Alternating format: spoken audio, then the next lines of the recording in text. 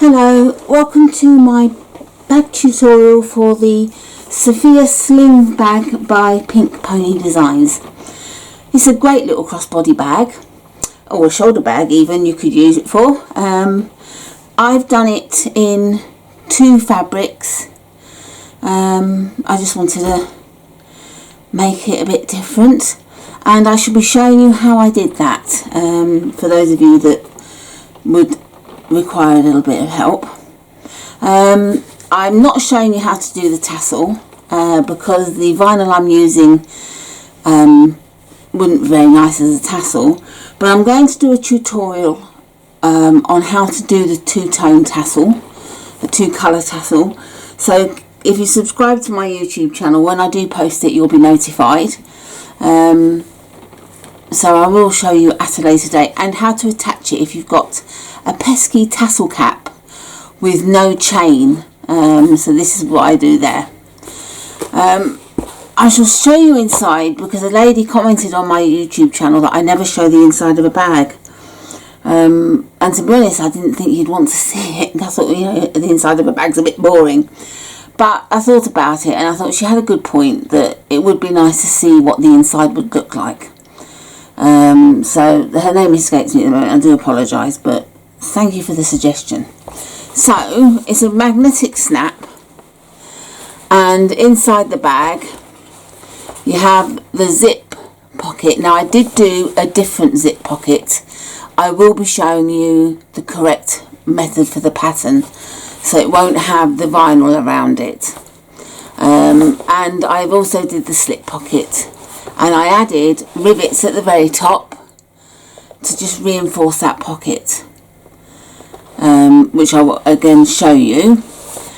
So that's it. I top stitched it, and that is my bag in full. So we shall get on with the tutorial momentarily, but I just wanted to go over what we're using. And I've got, first of all, my flap pieces, and do two sides with the flat panel piece. And what I did was I added 3/8 of an inch seam allowance onto the pattern piece so that I wouldn't forget the seam allowance. So if you're going to do this, when you do the pattern, the flap, leave a 3/8 of an inch border along the edge. That's the edge with the fold part on. I laminate my pattern pieces, as many of you will know. Again, there's a tutorial on my channel on how to do it, so do take a look if you've not seen it before. But it makes them last forever and ever, unless you cut them, of course. So the first thing I do is, it doesn't matter which way I do it, but I'm going to do it face down and cut two pieces out of the same fabric, which is what I did. And then I've done one strap. Now I'm doing a two-coloured strap, so it varies slightly. So I've done the length that's required, the pattern. I try not to give measurements online because it's giving away the pattern, but do the required length. And I've done 1 inch and 3/4 wide. You'll see why later on, but choose which strap side you want. I haven't done it on this one. I've done a split colour, but I'm doing a slightly different one. Decide what side you want to be, I suppose, the wrong side of the strap, and that's this fabric for me. So I've done it 1 inch and 3/4 wide for the one piece of strap. And then I've got the side strap. I've done one of these in the correct measurement that's given, and I'm doing my slip pocket in my exterior fabric so that it will look like that inside, which I thought would be quite nice. And then one panel I've done for the outer, and I have used an overlocker on this fabric because it's a loose weave and it frays like crazy, so that's why you can see all this stitching along the edge here. So that's one exterior fabric, and the other exterior I have is my vinyl, and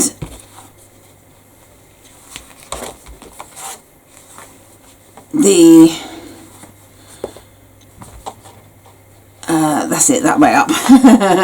So this one I've done in the opposite, the right side up, so to speak, so that I thought I'd cut them out the wrong way then, so that you've got two pieces of each, like so. So that's the vinyl part done. Again, the side strap, and then I've done the vinyl strap 2 inches wide and the correct length. The reason being is, when I do my strap, I want to imagine it's folded like that, and I want it to be so that, this is not easy to show you, but it's a rough guide. I want it to be so that it's like, oh, that's flipped out, that, so that you've got the vinyl showing on either side. You'll see anyway as we do it.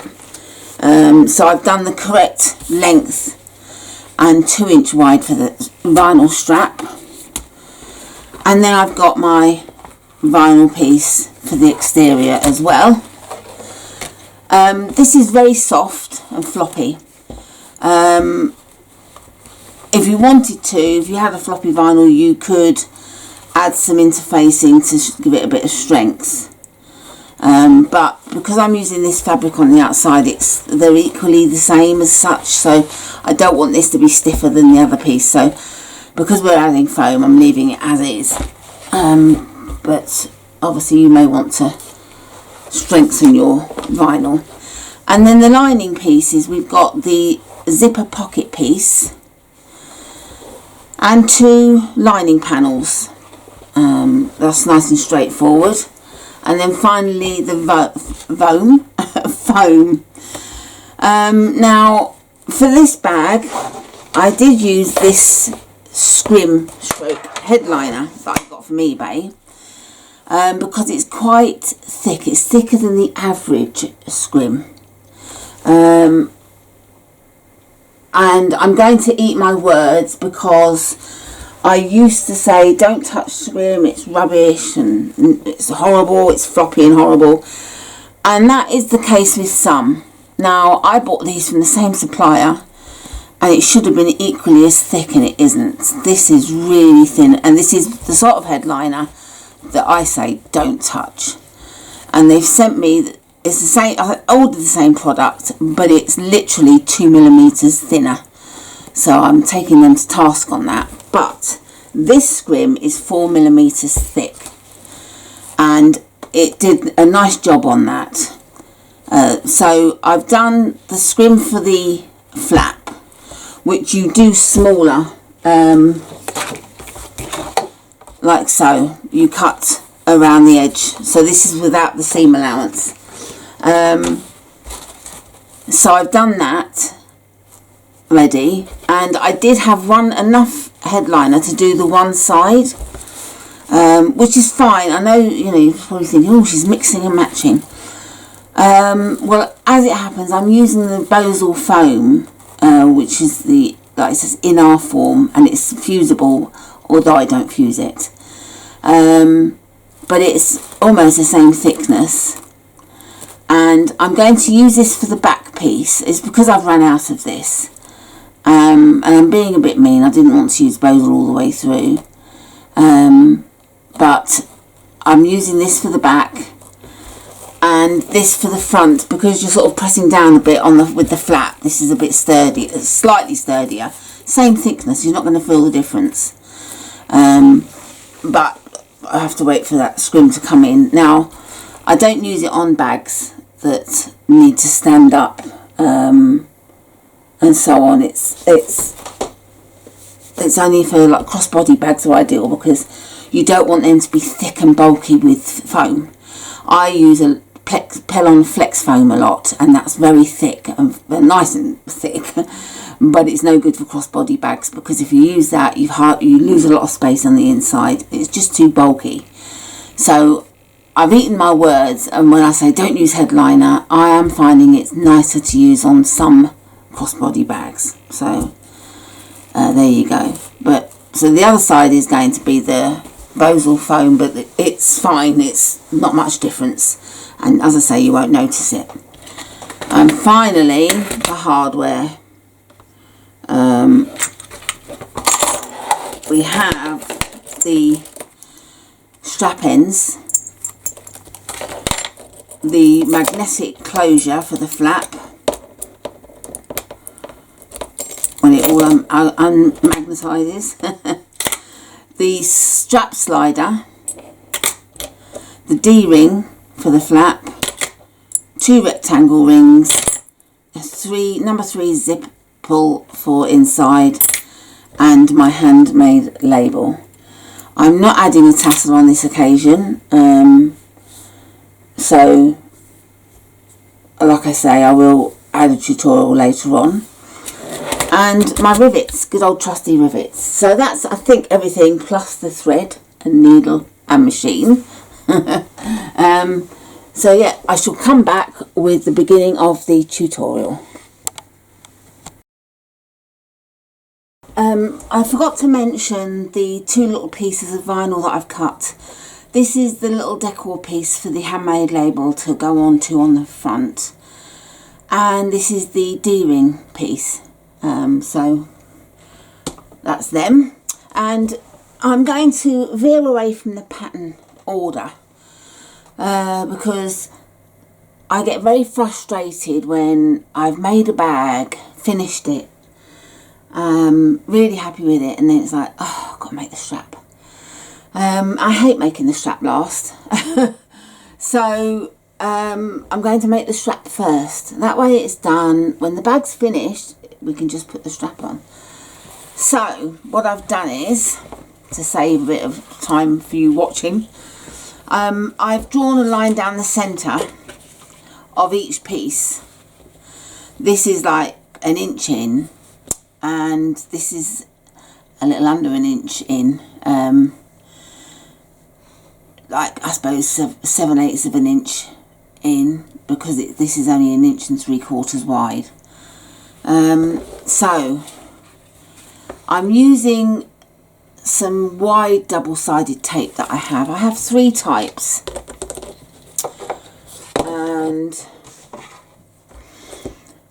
I have this type, which is a sewing one, doesn't gum up your needle, and it's a German brand. I buy it from Anne Foy on Bag Kits and Glitzy Bits Facebook group. It's 50 metres long, 6mm wide, and it's £8.50. A little bit steep, but because you can sew with it, it's worth its weight in gold, and I love it. Another one I'm using is quite a wide one. It's probably 6 or 7 mils wide, and this is a craft double-sided tape, so it's not sewable. If you try sewing on it, it gums your needle up and it just makes a mess. So I put this where I'm not sewing, and I have used it for the straps, because when you fold it over, I'm not actually sewing on, I'll be sewing sort of through this part, so I'm not sewing on the tape, so that's fine to use it for that. And I buy this from Amazon. I just get craft tape, double-sided tape. And then this one is an absolute steal. Again, Anne Foy of Bag Kits and Glitzy Bits Facebook group, she sells this, and I'm not sure how much is in the reel, probably about 30 metres maybe, 25-30 metres. It's only 3mm wide, so it's lovely and thin. You can get it in different widths, so that's a starting width, but it's 35p a roll. I mean, please, how does she do it for that? It's crazy prices. So I bought 10 rolls, so it was worth it. I mean, a bargain. So if you need double-sided tape, Anne is your lady. I use this as well. Because I've got a very narrow one, it's not as sticky. Things don't tend to stick as well to this. So I'm very particular where I use it.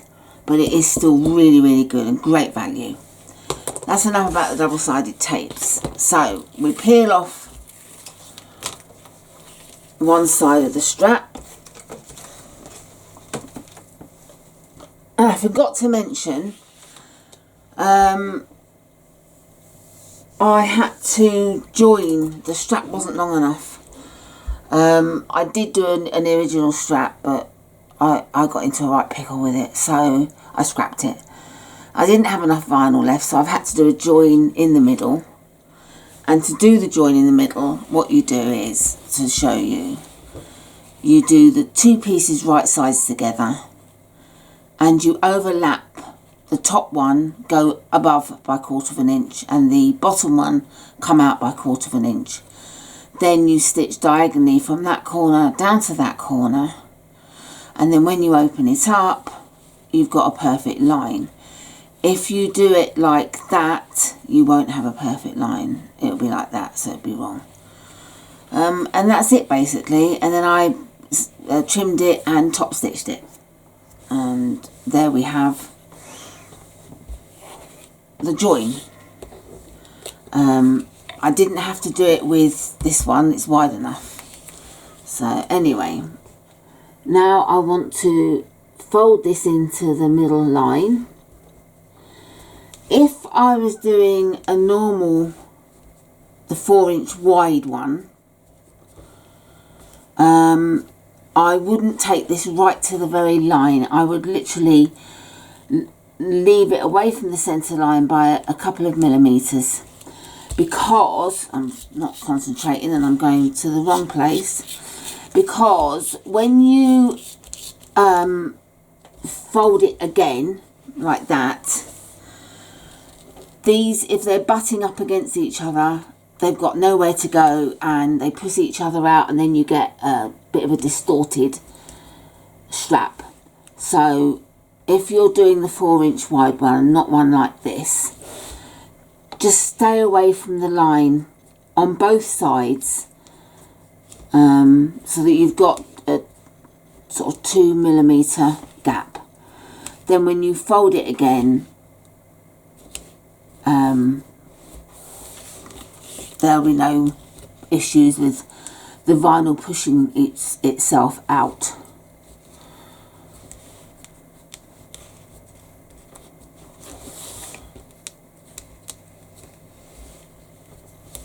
Right. Sorry, this is a bit like watching paint dry, isn't it, for you?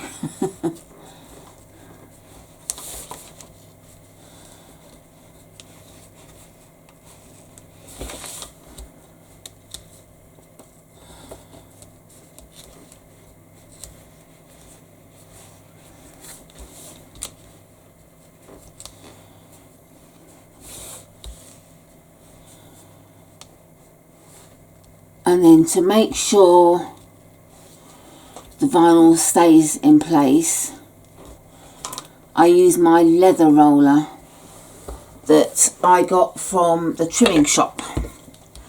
I think I bought it on Amazon, via the trimming shop via Amazon. But this gives a nice flat edge, and it helps the strap stick to the vinyl, to the double-sided tape. And then again the other side, and you get the gist of what I'm doing. So I'm going to do that side. This is slightly narrower, and I go to the centre line and they meet each other. I'm going to do everything and then come back before I sew it. Right, so I've folded both straps in to meet in the middle, and then I've put some, I'm just trimming off the loose stitches here, the loose threads, and then I've put some double-sided tape along the centre of the vinyl panel, and it's the non-sewable one, because I'm going to be sewing either side of it rather than through it or on it. and I carefully lay wrong sides together. I'm putting the wrong side down. Carefully lay this, and I want to see what I'm doing, so I shall do it this way so that I can make sure I can see both sides and that I'm laying it evenly, so I've got the same amount of vinyl on each side here.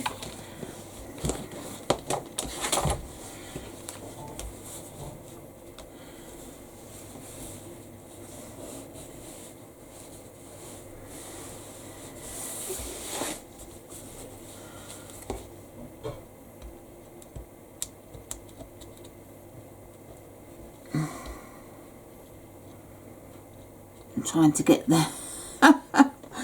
Oh my giddy aunt. That's it.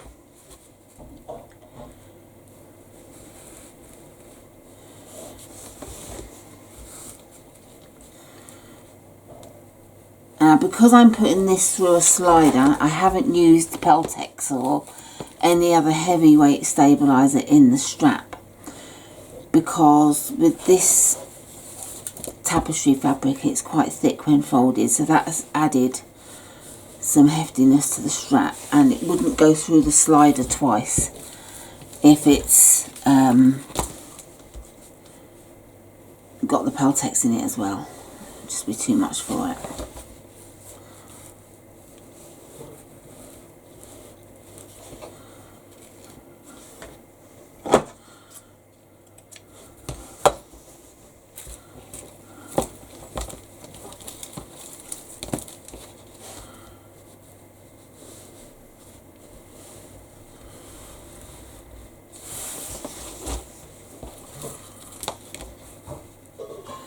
Now, the temptation when you sew it is to sew looking at this side so that you're getting it along the edge correctly. But by doing that, you're risking having an uneven stitch on the back of the vinyl, which would be very noticeable. Whereas if you have an uneven stitch on this side, it's not so noticeable. So I just trim that off, and that's the strap ready to be sewn. So I'm going to sew on this side and hope that I get the stitching in on this side correctly, which I think I will. Okay, so here's the strap made, and so it's a bit further in than I normally do, but I have caught some loose threads there. I have caught the strap in fully, so I'm happy with that. I don't know if you can see. And that's what I mean about having the vinyl showing on each side. And if you wanted more vinyl showing, you could do this even smaller. Say 1.5 inches. So I'm putting that strap aside for now, and while we're doing straps, I'm just going to prepare the side straps in pretty much the same manner.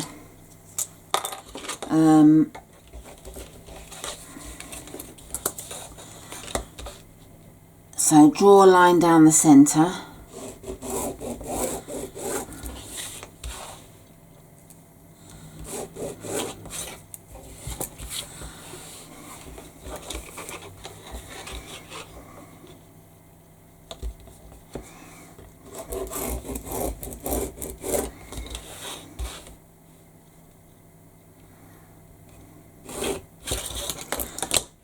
And then get the non-sewable double-sided tape, and I use it because it does seem to be stronger than the fabric sewable double-sided tape. It's not cheaper, and it's definitely cheaper, so I won't buy this again. I will buy it from Anne. It's just that I bought this at the time from Amazon before Anne was selling it, but I will get all my double-sided tape from Bag, Kits and Glitzy Bits. And yes, I know I've mentioned them a lot, but Anne is brilliant. She ships abroad, but she brings us such great prices. So I will mention her a lot because of what she does for all of us.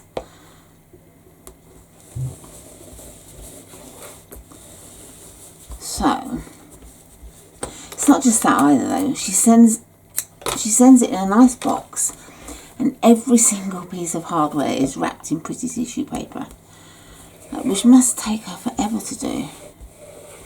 It's just attention to detail. Okay, so we remove the tape.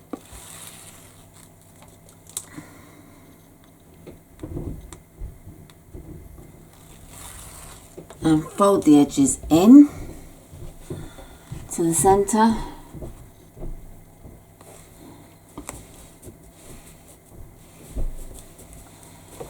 Like so.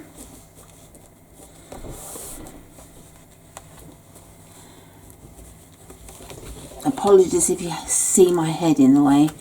See the line, but I should do it this way really.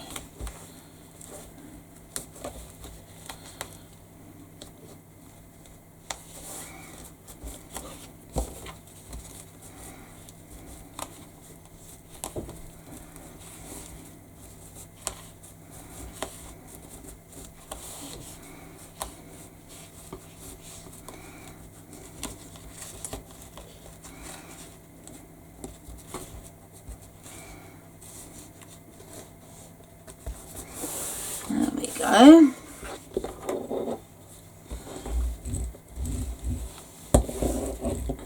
And we don't stitch this at the minute. We just fold the edges in.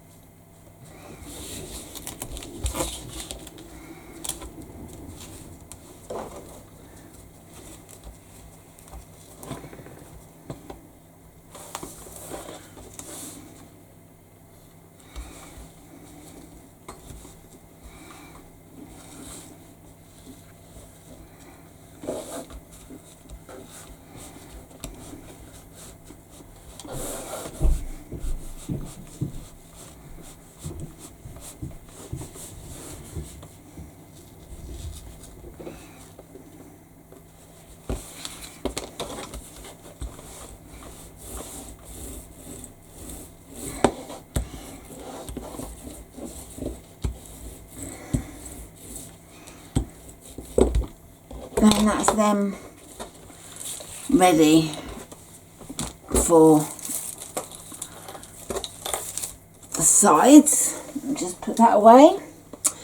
And now we get our two exterior pieces.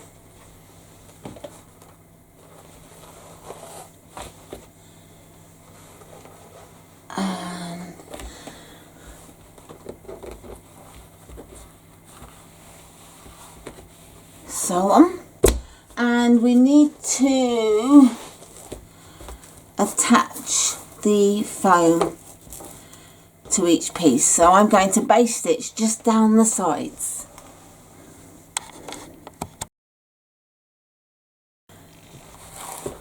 So I've base stitched the foam in place with a very long stitch, like 5-6 millimeters in length, so it's easy to trim the foam out of the seam later on.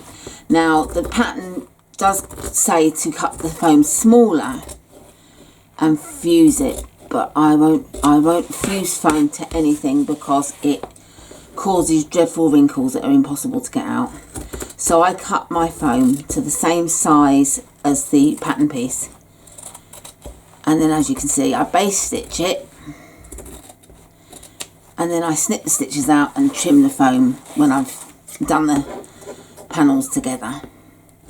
And I did cut the foam a bit roughly. I didn't do it exactly, I just made sure I cut it big enough. And now I'm just trimming to give even edges.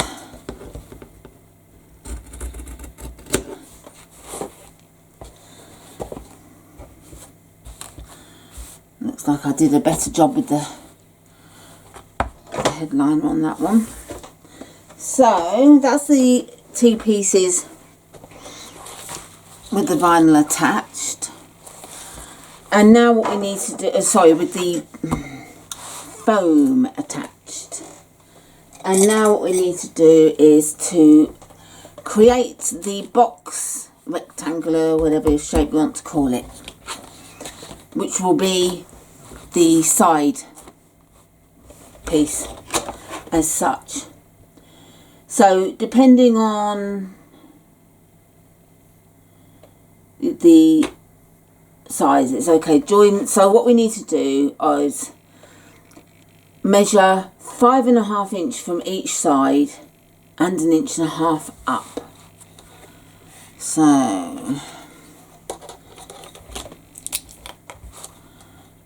5.5 in from the edge, 1.5 inches up, and draw a dot. I'm going to put the line in and do the same on the other side. 5.5 in from the edge and 1.5 inches up from the bottom.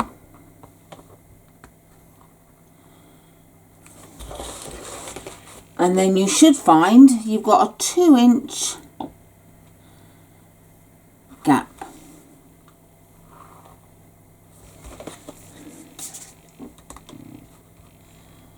Yeah. Do the same on this piece. I'm going to see if I've got a red pen, which might stand out a bit more because this is so many colours. So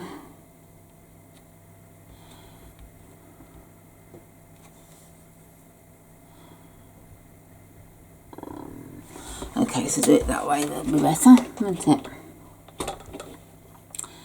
5.5 inches from the edge, 1.5 inches from the bottom.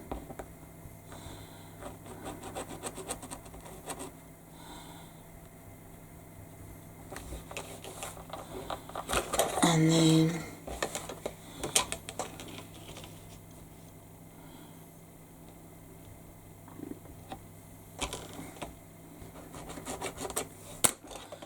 so the different colours to get them to stand out. Okay, so I've tried red, I've tried white, black works. See the black better, and then we should have a 2-inch line to join here.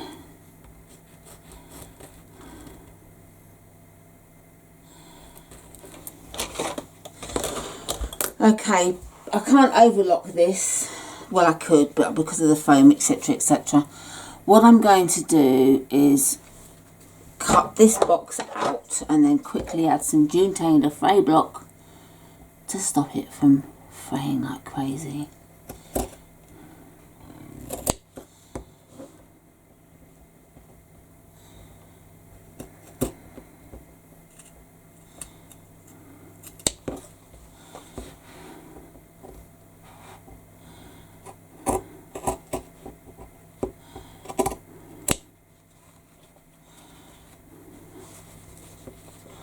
So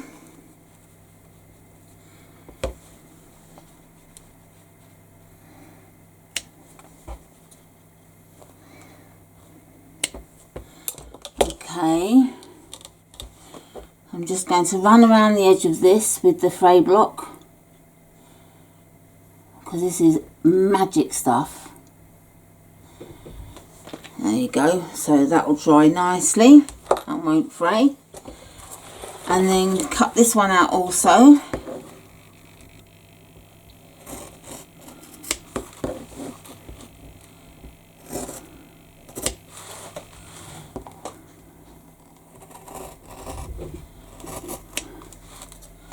Like so.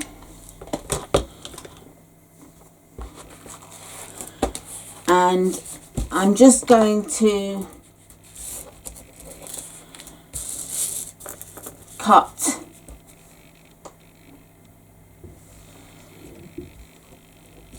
some of the foam out. You can measure it if you want to. I'm not going to. I like to live dangerously on the edge. So there's that piece.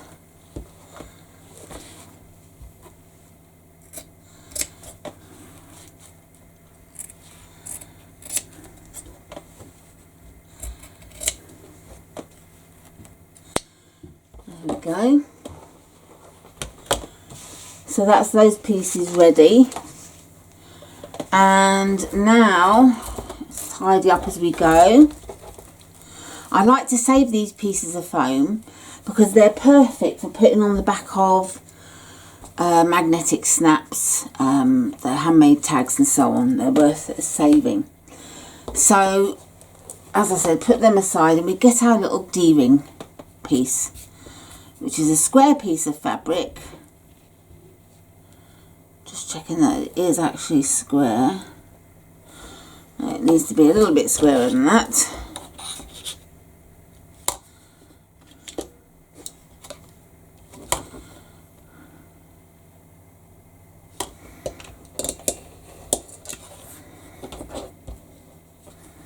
Okay, and then as before,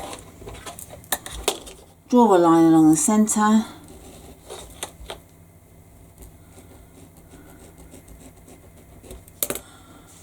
and double-sided tape.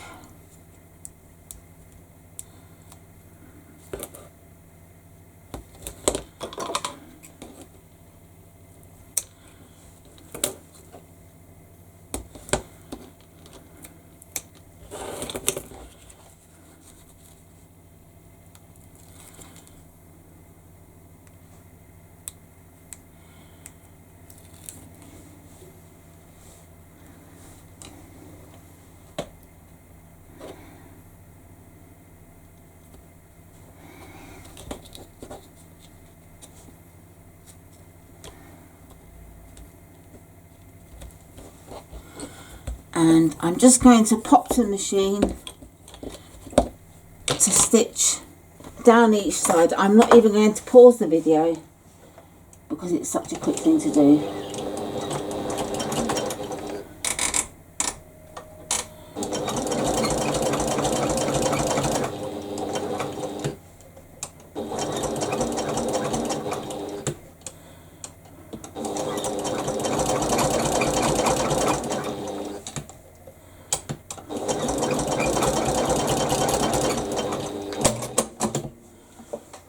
Okay, so it's that quick to stitch. Cut off the threads, or thread ends shall I say.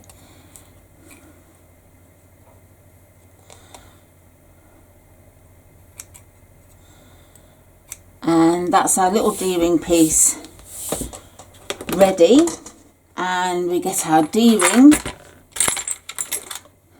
Mine's quite a chunky one. It's an emeline one. I like good quality. And then we just need to, we can use double-sided tape, stitch it or glue it. I'm going to glue it and hold it there because it can stitch with slip. It can slip with stitching,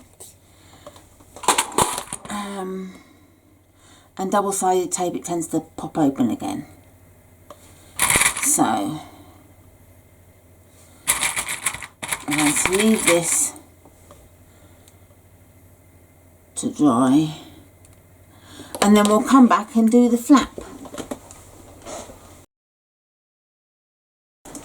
So the D-ring tab has dried now, so I'll put that aside. And now for the flap. Now if you're just doing the straightforward one colour flap, you can disregard this and move on to the next stage.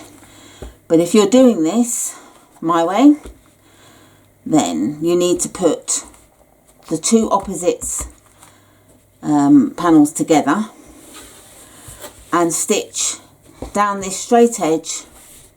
Oh, I was turning it around at 3/8 of an inch seam allowance.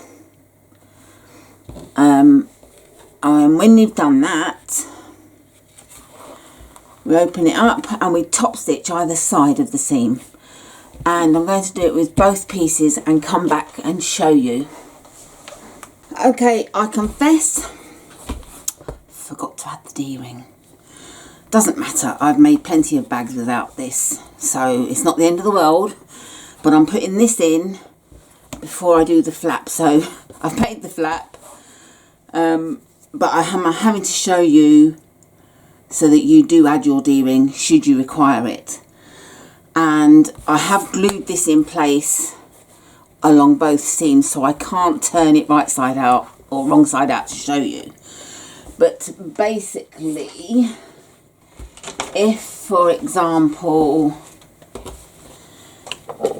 just to show you, you've got your flaps and you've got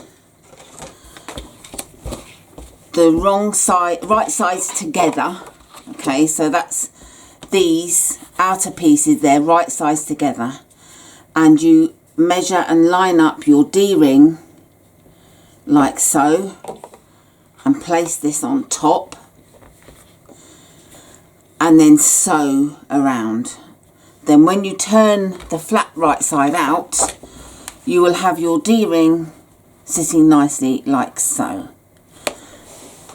just like this one. So my bad, I'm sorry about that, but just make sure that you do add your D-ring if you want to add a D-ring. It's not the end of the world, like I say. I'm not upset that I haven't added it.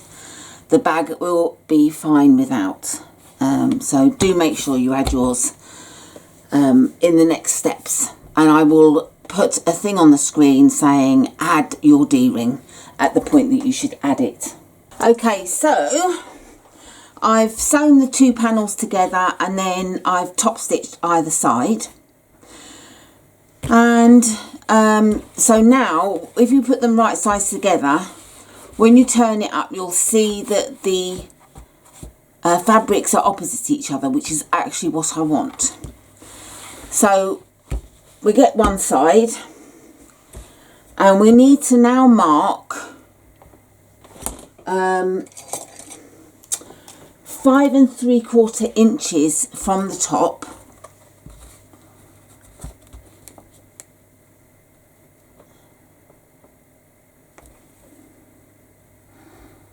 and that's for our magnetic snap. Obviously you need to also mark for the center. If you haven't done this, obviously this is giving me the center, but you do need to mark that it's in the center. So if you mark along the top edge, find the center part and then mark down from there to get your the correct part place. And then I've just realized I've marked the wrong piece, as in I want this piece for the underside of the panel. Decide which piece you want. The reason being is that if you see on this one it's nice and straight, but on this one it's just gone off a little bit and I'm very fussy. Whereas when this is underneath the flap, it's not really noticeable. It's not going to be seen very much, so I'm quite happy to do that. So this is the piece that's going on the underside of the flap. So I'm marking 5 3/4 inches down from the top of that. That's it. And now place the magnetic snap washer over the dot or the mark.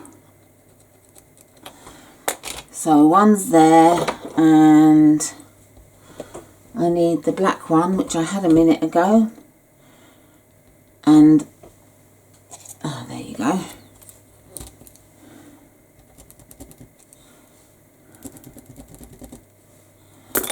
That's run out of ink, so I'm going to use my permanent marker, which is okay to use because it won't be seen.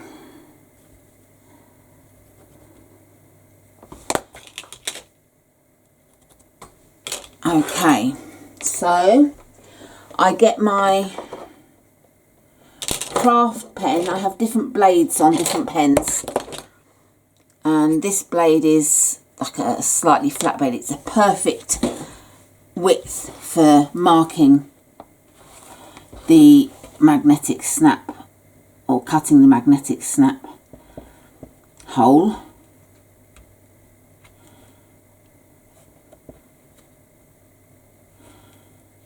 And because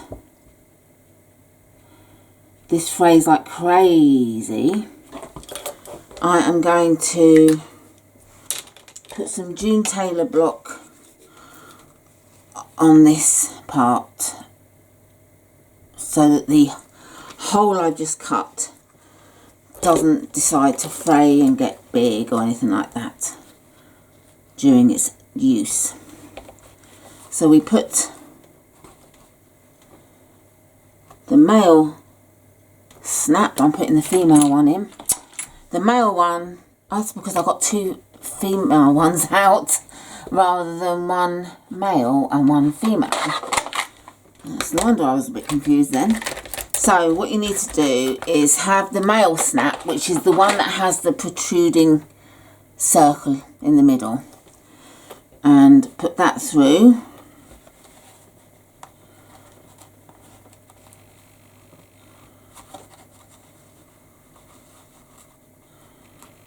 And there.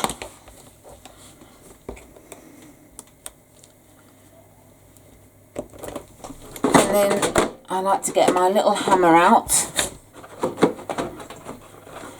when it behaves to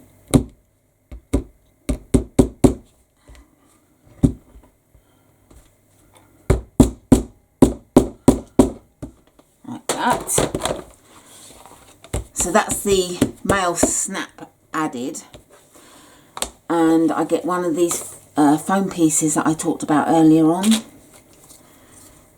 and I don't need to add that. What am I doing? Because I'm going to be adding the foam, so we don't need to add one. I forgot that last time. I went to add it and it was like, oh no, don't need it because we've got the foam. So now what we need to do is add our foam. Now there's different ways of doing it. You can use heat and bond light to fuse it to this side, glue, double-sided tape, whatever you want. Now I find some vinyls, quite a lot of vinyls, if you use glue, it burns through to the other side. The line of glue can actually be seen and it's awful. So I never ever use glue onto the back of vinyl. You can on the fabric side. I can use heat and bond light, but in all honesty I don't want to, because you've got the foam, which means pressing on top of the vinyl, which means it could get ruined. So if you're using vinyl, the only way really is just to hold it down with some double-sided tape until you stitch it down. What I'm going to do is put a line of glue along the centre here just to hold the glue in place there in the centre, so it's not all sort of baggy and loose. But bearing in mind the foam is smaller than the pattern piece, you need to put the double-sided tape onto the foam and not the pattern piece. So that's that.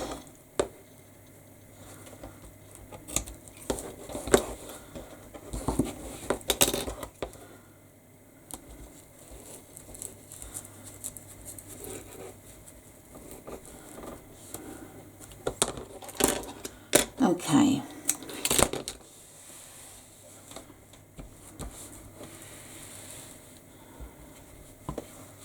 So what I want to do now is, if you have a look at your pattern piece and measure from that line to the outer line, you'll find it's 1/2 inch.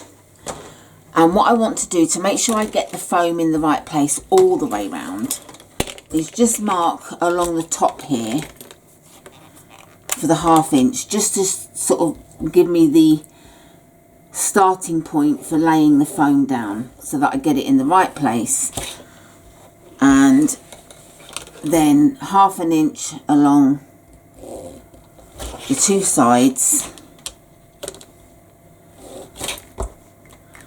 and then the curve will be okay. The foam should be in the right place for the curve. So I'm going to take all the double-sided tape off.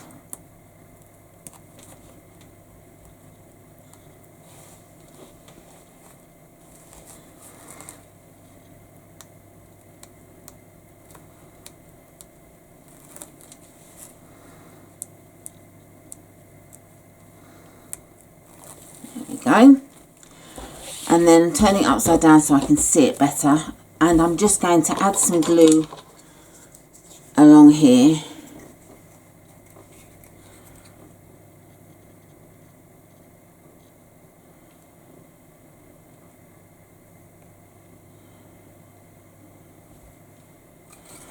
there we go, and then lining up the sides and the top.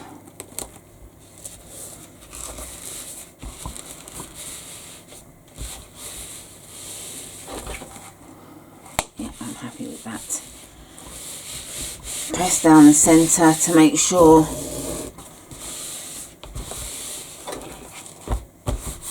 so that's that in place. And I like to add my handmade label to the other side of the magnetic snap, as I did with this bag. So I shall do the same.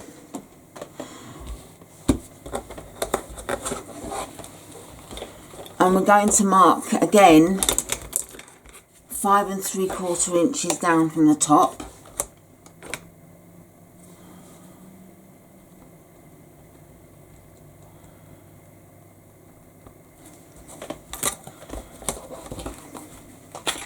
I get my label and the washer, and I look to see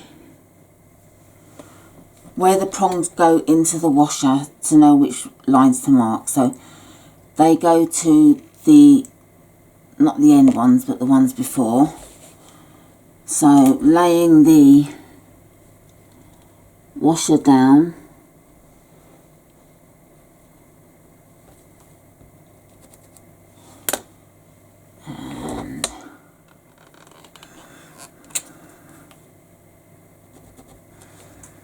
there we go, that's marked for that.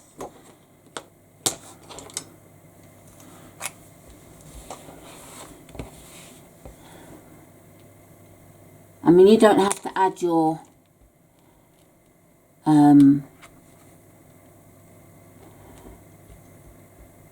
label here. You can add it to the front of your bag if you wish. I'm not adding this piece. I prefer not to, because I just think it looks a bit strange on this side. So if you wanted to add this, then find where you want to put it, stitch it around the edge, and then proceed as I've just shown you. So what I want to do now is put my handmade label sign through the slits I made. Oh no, I want to add some June Taylor.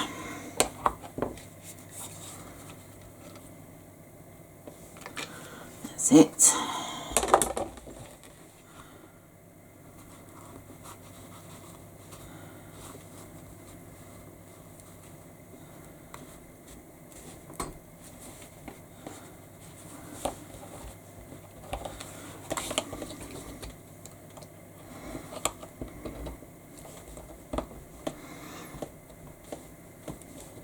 And because I've got the bulk of this, I'm going to make sure that I really hammer these down. So excuse the noise.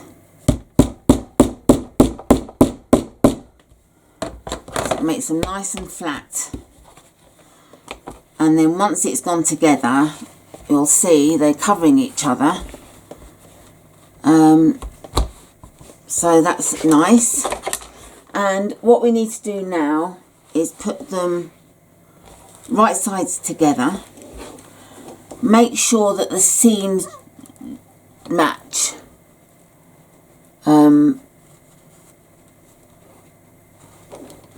And just add clips.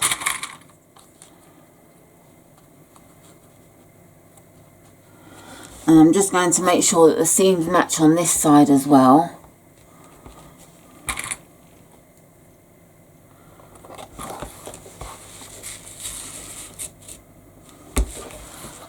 And then just add a few clips. You can add as many as you like at the top because you're not sewing along the top. And we're going to sew around the edges at 1/2 inch seam allowance. Right, so I've stitched all the way around and left the top open, and as you can see I haven't encased the interfacing in with the stitching, not the interfacing, the foam, sorry, which is right, and it also says having to trim it. And what we need to do now is clip the seam. So I'm just clipping it on a notch here on this part where it goes from the straight to the curve to reduce the bulk there, and again on the other side.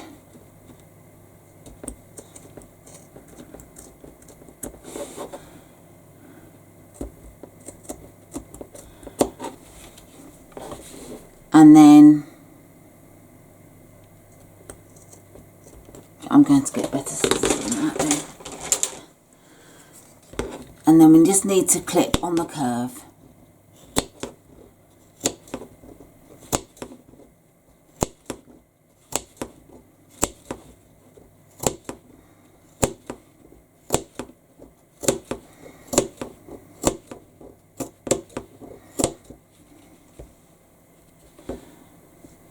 Make sure you don't go through the stitches as well.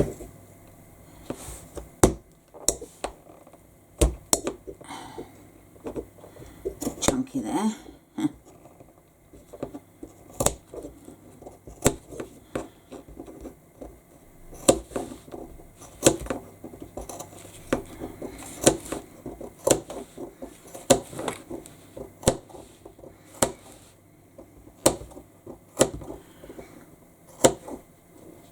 Okay, now the other thing is, if you clip your curve equally, meaning the whole sewed curve seam equally, you're going to end up with just a ridge, and when you top stitch you'll have a ridge.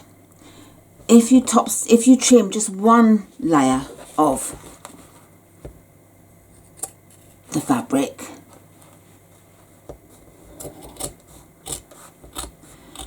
then it will taper the seam and it won't be so bulky.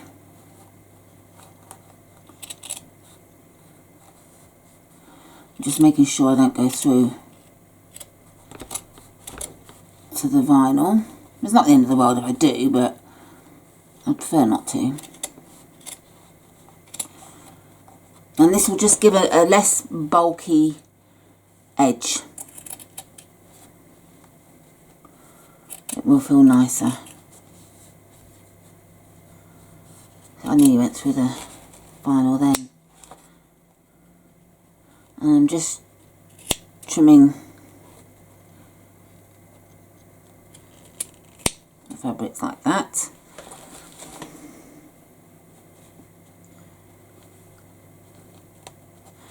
And I'm going to trim the same fabric, the tapestry fabric, rather than the vinyl, so that they feel the same on both sides. Otherwise one's going to feel thicker than the other because the fabrics are different.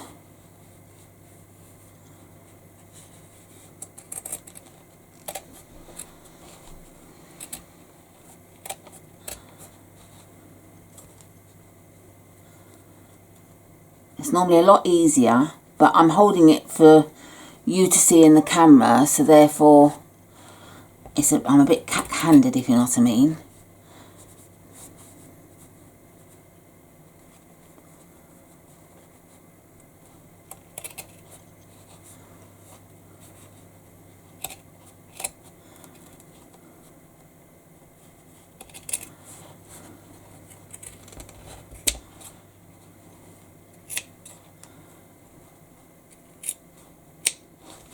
Okay, and then obviously do the side pieces, which I think I did on the other side, but I nearly forgot this one.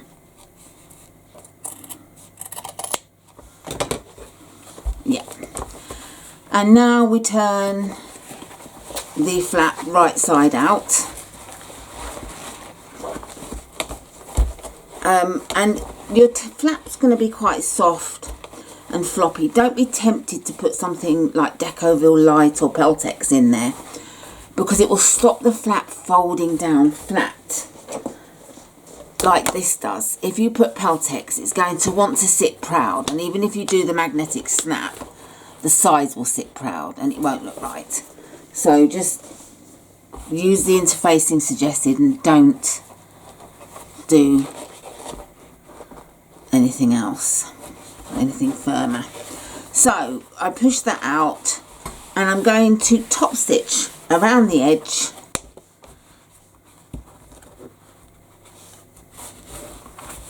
and I will show you when I've done that. So this is my flap made. I wanted to show you before I base stitch that I have glued down the middle of the seams. It just sort of anchors the flap in place. And I'm now going to just base stitch along the top, and then the next thing we're going to be doing is adding the side straps to the exterior.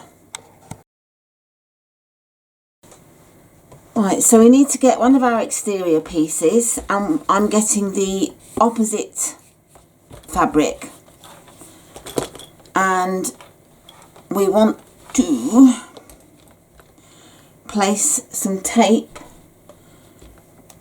on the right side of the strap. So that's the side that doesn't have the raw edges folded in, and we're putting double-sided tape 8 inches along. And now we get to our main piece panel, and you need to mark 6 inches on the top. So this is the top, 6 inches from the edge, and mark, and again from this edge and mark, and do the same at the bottom.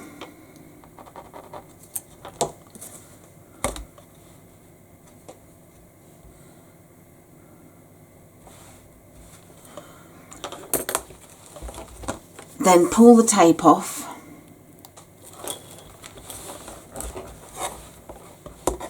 and you want to do 3/4 of an inch from the edge,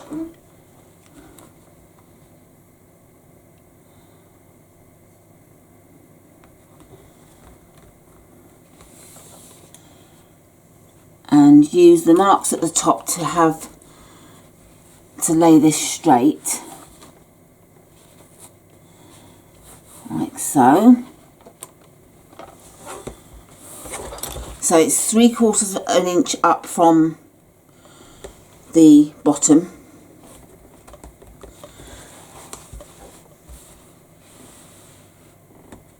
and then we want to get some more double-sided tape,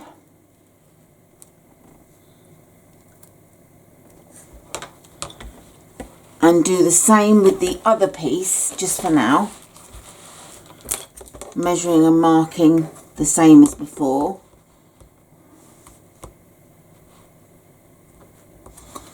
Better if I do it upside down actually, so I can see it better. So this is the top that I'm marking.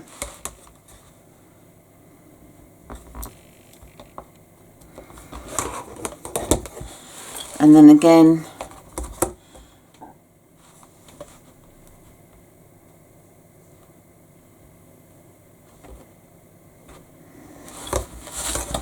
it's easier again if I see.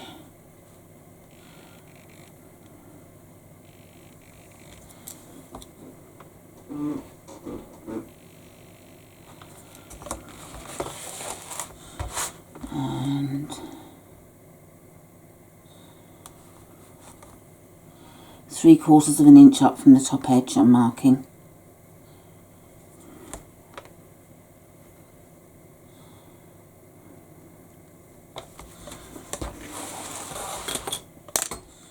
And then again laying the tape along from the bottom of the strap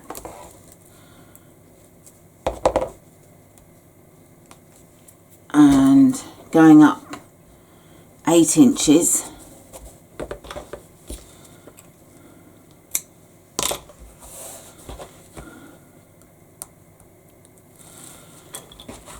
and laying this 3/4 of an inch, sorry, from the bottom of the box there, or top of the box shall I say, and press that down.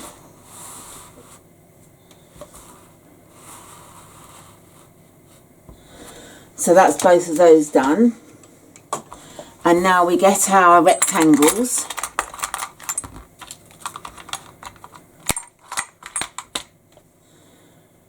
And we want to this time place a 9-inch strip of tape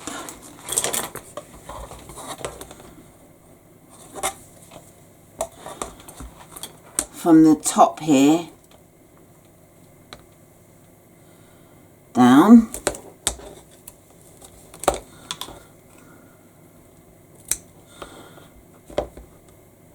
and I'm just going to slip the D-ring on before I remove the tape so I don't get in a sticky mess.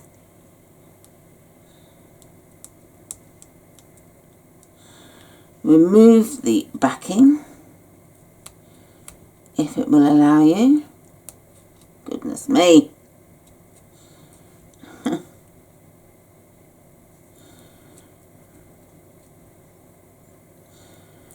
Okay, and then fold down to meet the edge again and make sure that it's even.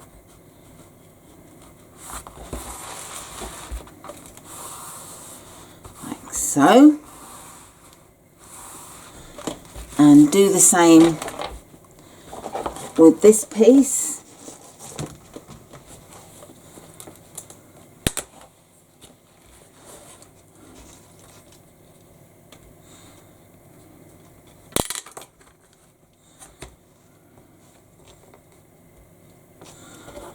Okay.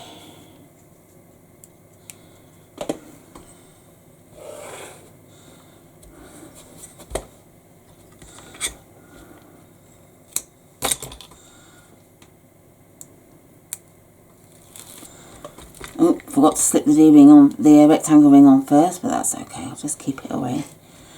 And then fold down. So I don't know if I said again, but put another 9-inch strip of double-sided tape from the very top. From the top there. Then fold down to meet the other side of the strap. And then just go up, making sure that the sides are evenly placed, so you've not got any poking out from underneath, etc. And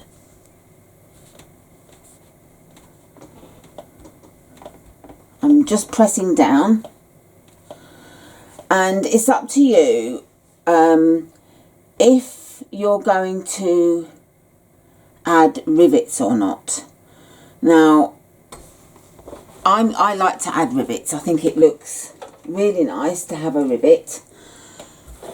So all I'm going to do is mark 1 inch down from the top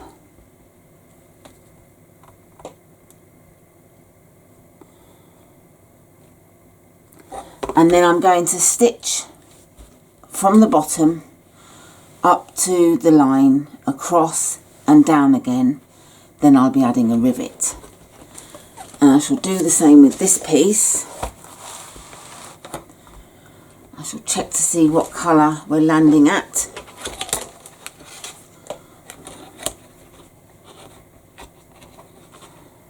As to what colour I use to mark.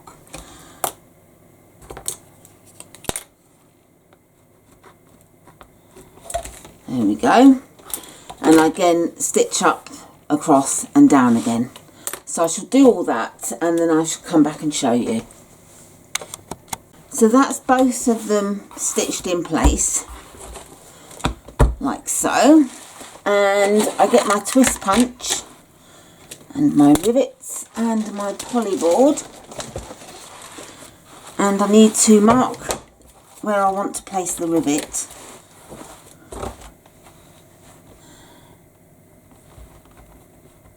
And I want to mark 3/8 of an inch up from the line that I stitched.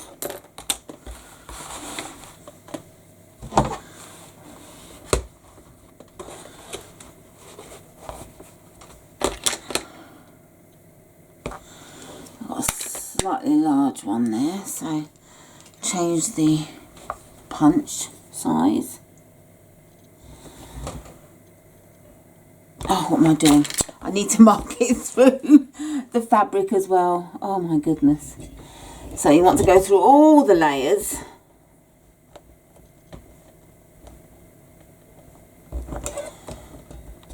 Like so.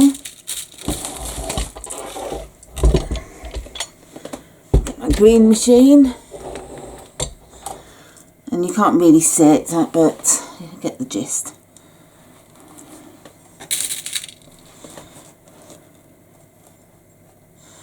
Put the back on.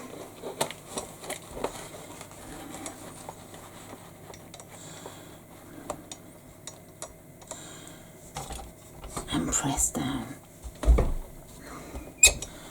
Like so. So that's the rivet attached. Do the same with this side.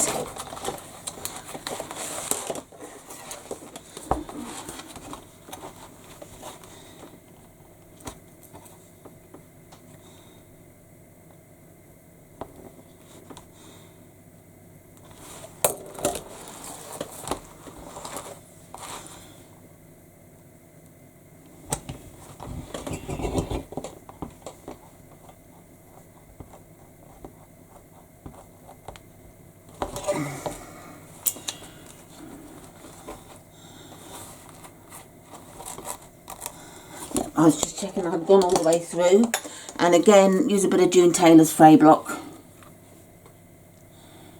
on the hole.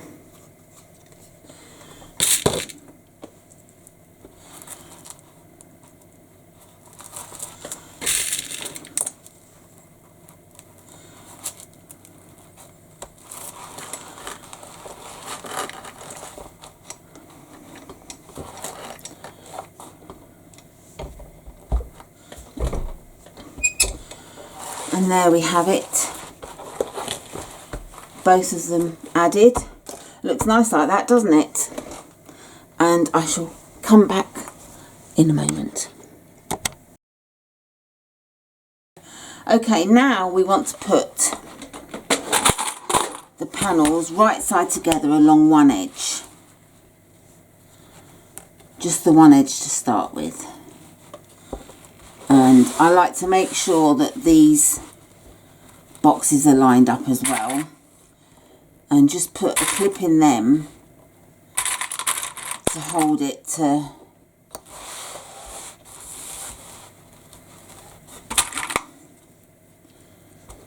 and just put a couple of clips along the edge, and I'm going to stitch down there at a 1/2 inch seam allowance. Right, so I've stitched down the seam, and now I want to trim out the foam, and I base stitched it in earlier with quite a large stitch, so it should come out nice and easily.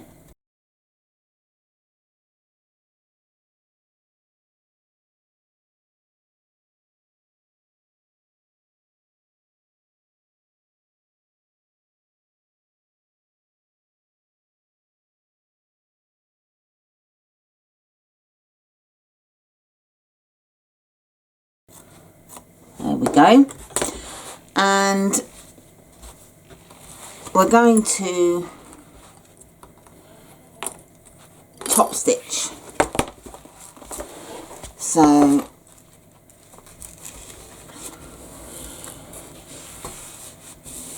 you can, if you want to, put some double-sided tape along here to hold it in place while you're top stitching, but it's quite a large seam,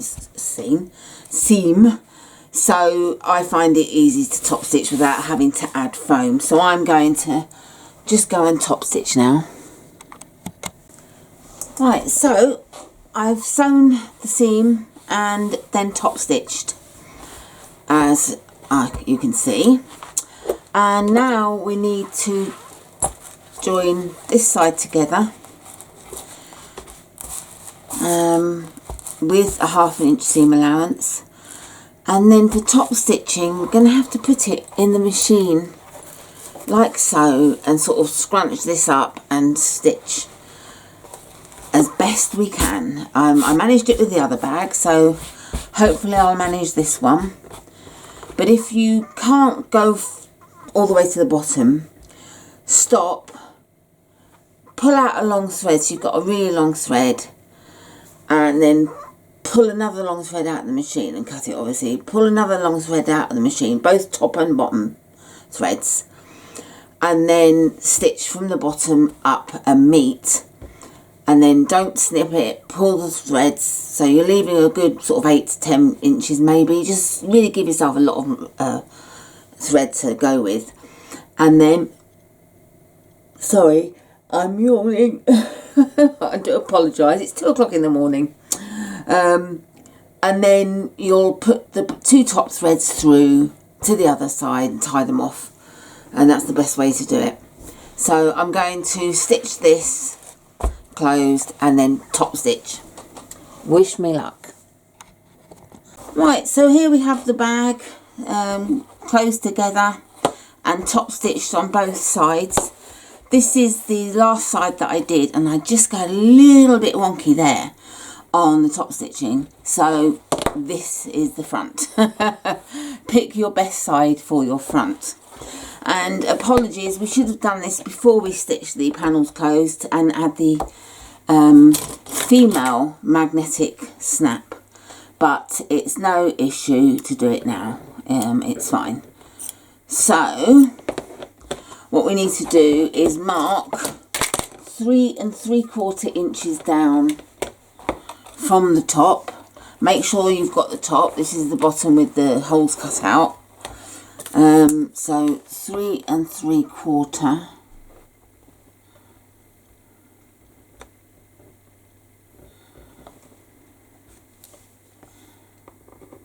And I just mark a line as before, and then I get my washer.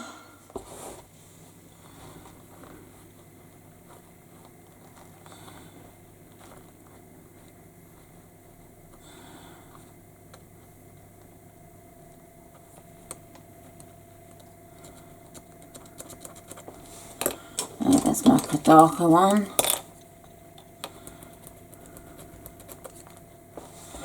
That's it. And then getting the craft knife and keeping my fingers well out of the way. I'm going to put my poly ball underneath. I don't want to go through to the other side, so make sure you don't do that.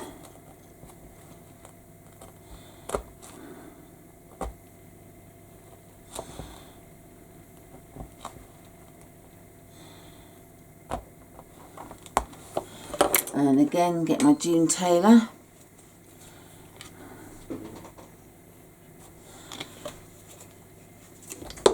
pop the rivet in.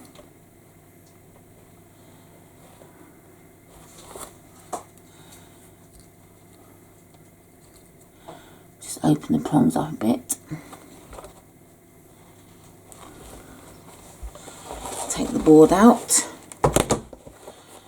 And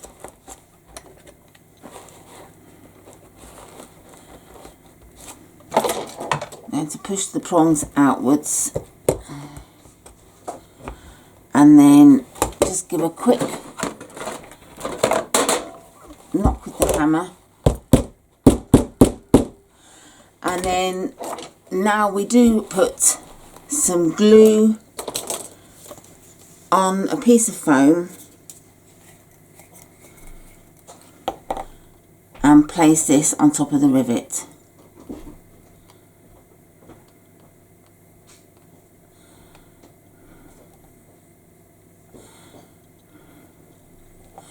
Like so.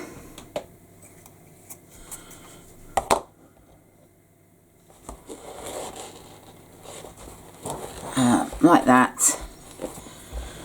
And I'm going to leave that to dry before we continue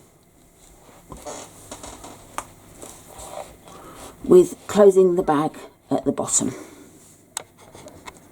Right, so I've turned the bag back to inside out, just trimming some extra threads here, and now we need to close the bottom.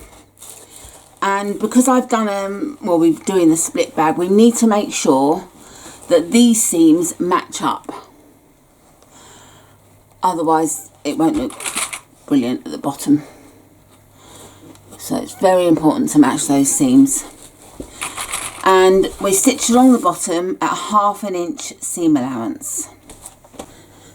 Right, so I've sewn along the bottom at 1/2 inch seam allowance, and I'm just trimming the foam out.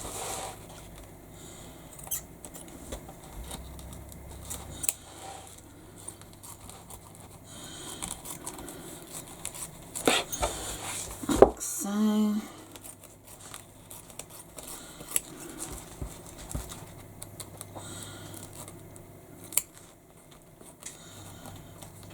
And then we're going to do the corners.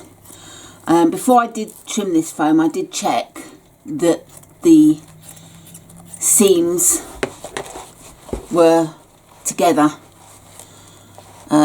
here, so do check that before you cut anything. And now we're going to do the corners, and we need to open them up like this and stitch at 1/2 inch seam allowance, and then just do 1/8 of a seam allowance from that, just to reinforce those corners, and do both corners, and then just trim the little bit of excess off. Okay, so there's the seams all done, and now we need to add our flap. So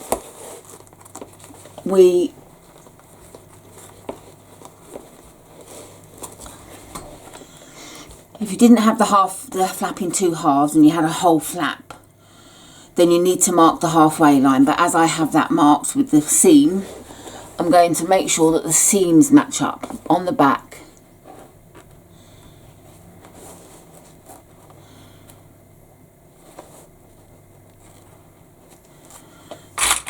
And join at the seam. That's the most important one. In fact, what I'm going to do is get my staple gun and staple it in place. That way it's not going to shift at all while I'm sewing.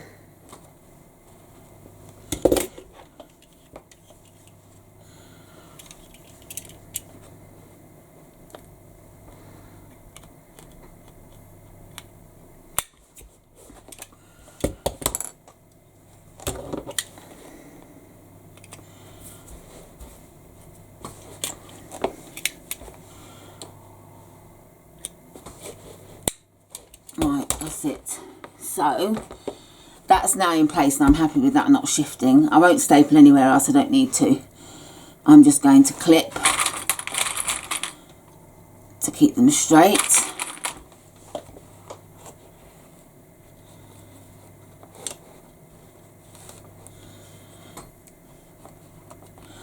And we're going to stitch this with 1/4 inch seam allowance because it will be further stitched in with the lining. So just 1/4 inch seam allowance. That's the flap added. I'm just checking on the back and it just matches nicely. So that's the exterior made. We're now going to work on the lining. So the first thing we're going to do is prepare the slip pocket, and we start with that by folding it in half, right sides together, and we're just going to stitch along the bottom with 1/4 inch seam allowance. Once you've stitched along the bottom, we're going to press it, but just do it so that the seam is slightly turned up at the back. So that would be the front, and that's the seam there. So I'm just going to press it.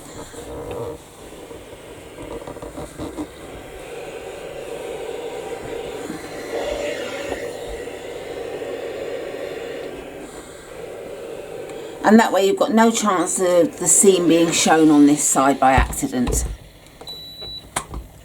We get one of our lining pieces, and what we need to do first is cut.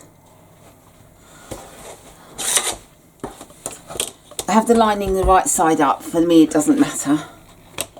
And I'm going to, you draw a box 1.5 inches in on each bottom corner.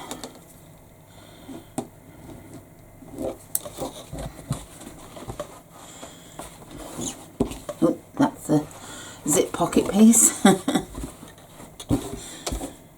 And it's so refreshing for this pattern to have the slip pocket pattern as well, because most patterns don't do the slip pockets and you just have to sort of work out the measurements and that you need for yourself. I love that this one has them. It just takes your thinking away as such. You just get on and do it. So I'm going to cut each one out, and I'm using scissors because rotary cutters can very often take you past where you need to be. So scissors are more exact in this circumstance.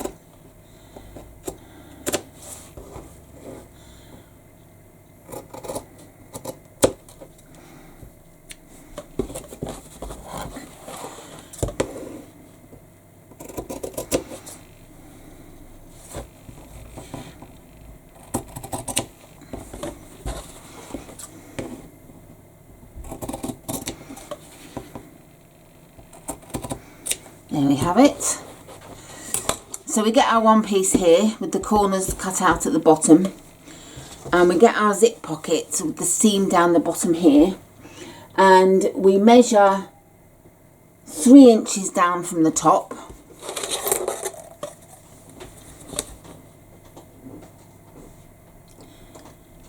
Like so, and place our slip pocket up against that. And I'm just going to clip at the edges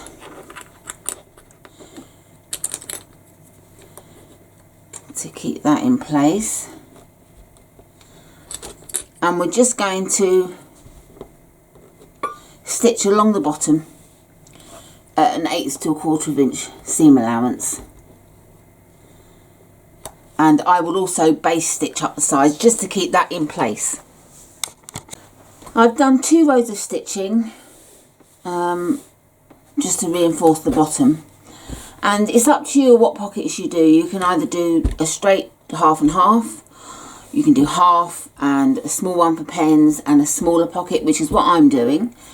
You can do 3 pockets, entirely up to you. So you choose where you want your lines to be, and go ahead and do them. So I'm going to go and place my lines and stitch them. Okay, so here's the slip pockets that I've made. I added the 2 lines of stitching, and I started from the bottom and up to the top. If you start at the top, you run the risk of having fabric puckering at the bottom, so always start from the bottom. And I've gone up to 3/8 of an inch away from the top and double stitch back. So when you add the rivets, if you add rivets, when you punch the hole, you're not going to go through the thread. So if you're adding rivets, go to 3/8 of an inch from the top and stop. And then add your rivet between the top and the stitching. If you're not adding rivets, go all the way to the top and do a triple stitch just to really get that stitch in. You could, if you want to, do 2 rows of stitching on this as well to reinforce the stitching. And I've done my pen pocket, which snugly fits 2 pens in, or one of those lipsticks, or etc. So just a different choice really. And then I've got the 2 larger pockets. So that's the, I'm just going to cut the threads here.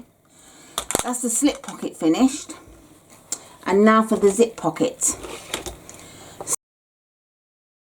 So we get our zip pocket piece. Turn it face down. If you're using directional fabric, you need it to be upside down.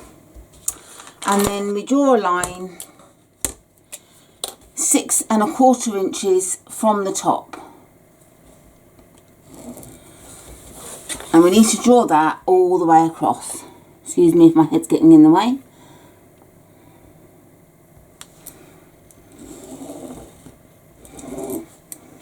And then we draw another line 3/4 of an inch down from that line all the way across. And get my other ruler. Then draw a vertical line 1 inch in from the edge at each end.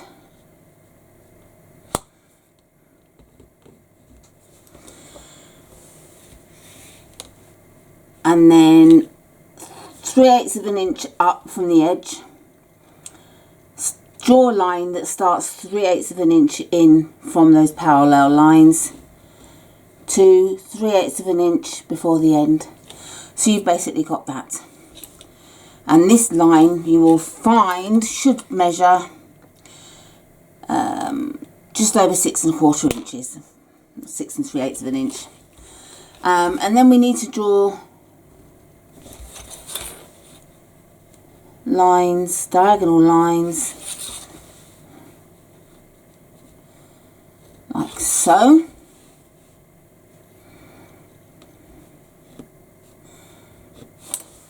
And that's the lines drawn, ready. We get our pocket piece, and we need to do it 5 1/4 inches up from the bottom lining and centered. So I'm going to do a line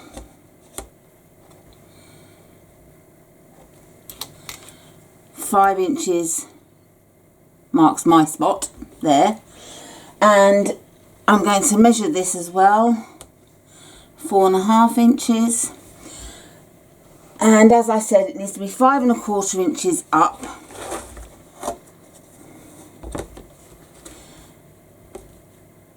And I'm going to use that line that I marked to give me the center point to put this down.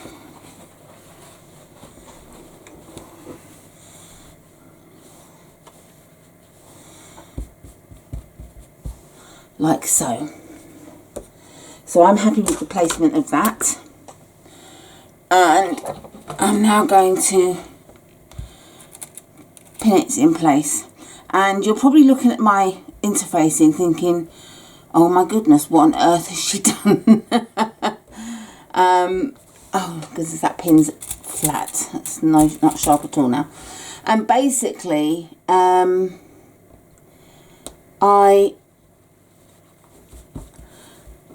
my pocket pieces, I just use a jigsaw of interfacing to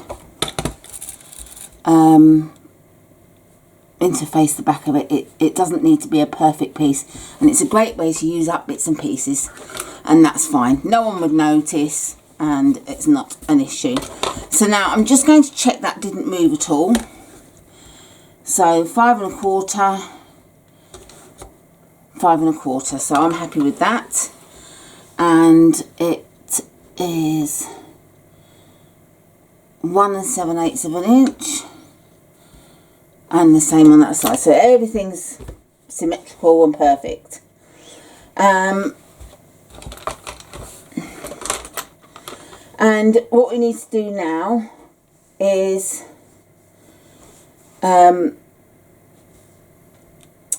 sew down the 2 lines, starting there, finishing there, starting there, finishing there. Use your short stitch as well. That's the only place you're stitching. You're not stitching down, you're not stitching to the end. So I'm going to go and do those 2 lines of stitching and come back and show you. So I have stitched the 2 lines, starting and stopping there, and now I'm going to get to my rotary cutter and cut this central line through all the layers, and I'm going to get my snippers and finish the rest by just snipping to the point of the triangle and then going out from the triangle to the top corners. Be careful not to snip the stitches, the stitch ends, but snip to them.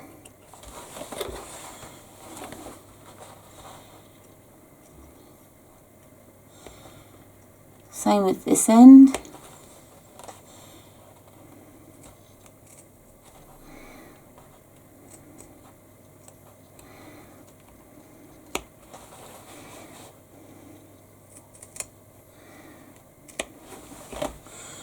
So, I'm going to remove the pins and get my ironing pad, and then we want to turn it over and pull all this through.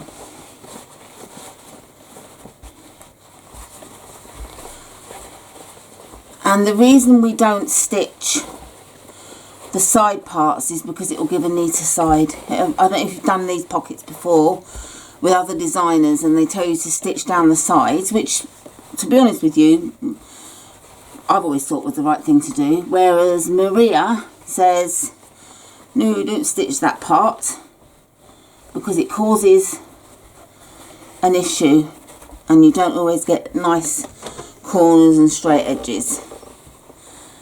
So I'm going to iron that, and I've just made sure that the seam was slightly in on this side so that you don't see it on the other side. And I'm just pulling that straight.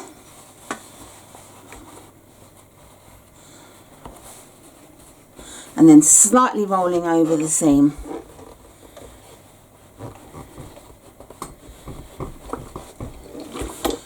That's quite a wide opening.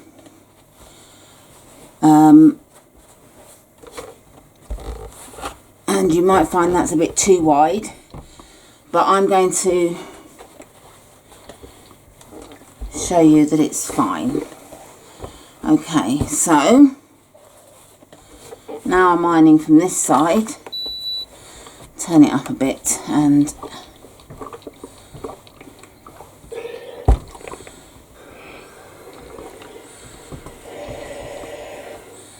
so as you can see, we've got nice, no puckering, and And what I'm going to do is add a tiny amount of Jew Taylor's fray block on each corner, just to stop any fraying from that corner that we didn't stitch, from where the stitching is there, from the cutting is there. And I just iron it dry to speed things up.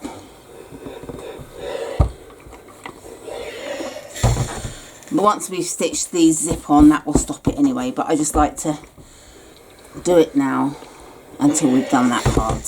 So I need to go and get my zip ready because I haven't got one out, and then I shall come back and show you adding the zip, etc. Right, I've got my zip. This is a number 3 zip, and the way I put my own zip pull on is I make one end longer than the other, and I do them at a slant. I've never had to do the fork or that other method or get the gadget. I've never had trouble putting zips on. And you put it on the long side first to start with, and then you slide it down until you meet the other side, and you literally just slide it down, then lay it down,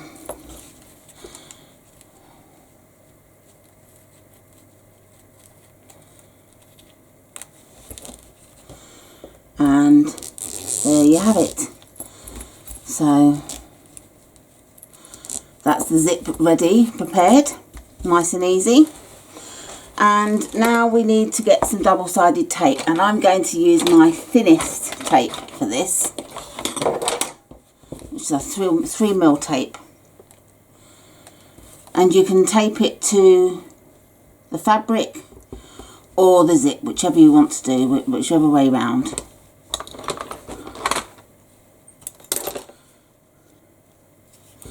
And if you want to use a number 5 zip to give yourself some extra room for stitching, by all means do. Entirely up to you. Or you can even make the hole smaller by doing the gap smaller, but this is fine. So I only ever take one off to start with, and that's my iron going off, letting me know I've left it on. So I'll take the backing off one side,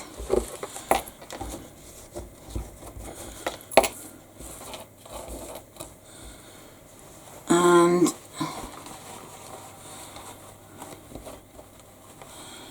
lay it over centrally.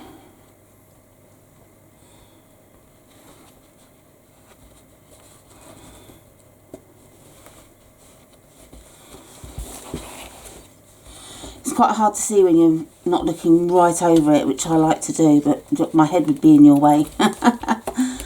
And then I move the zip tab up and out of the way while I remove the tape off this side.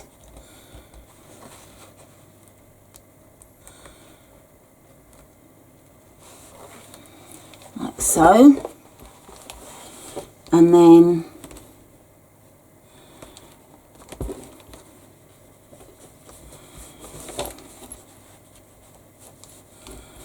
lay that down there. So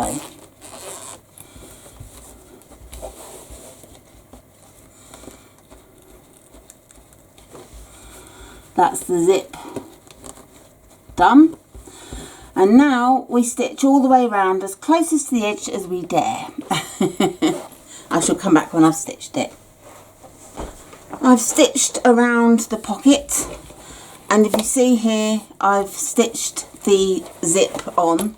It's caught all of the zip. So number 3 zip is actually fine for this pocket. And then we turn over and we fold our pocket down to meet the other side.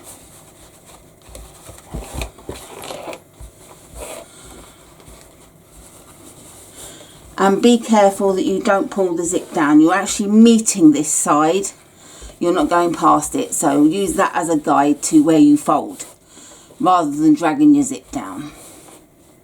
And all we're going to do now is stitch the sides at 1/4 inch seam allowance. Do not stitch the bottom. This will be used for turning. So there I've stitched down the sides, leaving the bottom open for when we go to turn the bag. And I shall come back in a moment with stitching the linings together.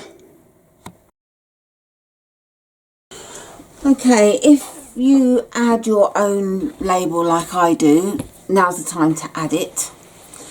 And then once you've done that, we put both linings together, right sides together, and then we're going to stitch. We're going to start at 5/8 inch seam allowance, and we're going to expand to 3/4 inch seam allowance, which is very generous, but it will give a nicer fit.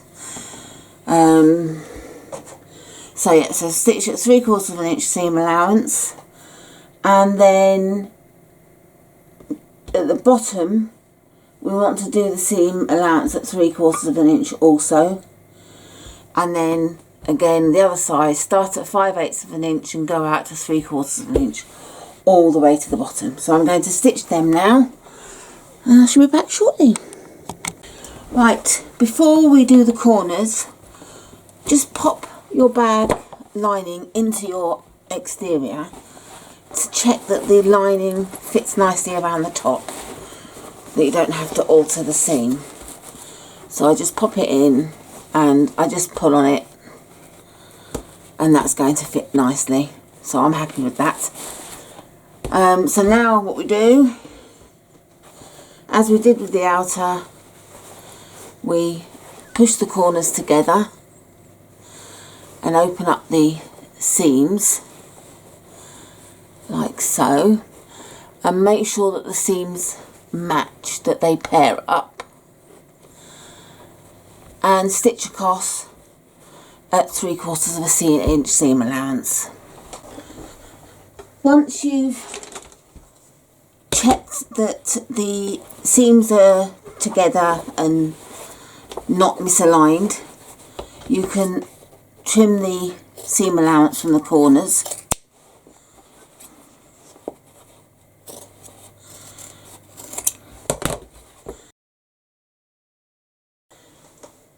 And then we need to turn the lining right side out.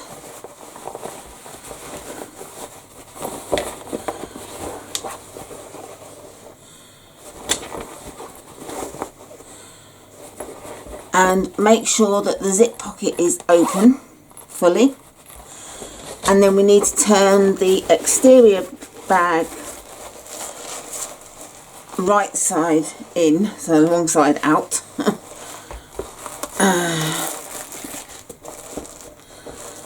Okay.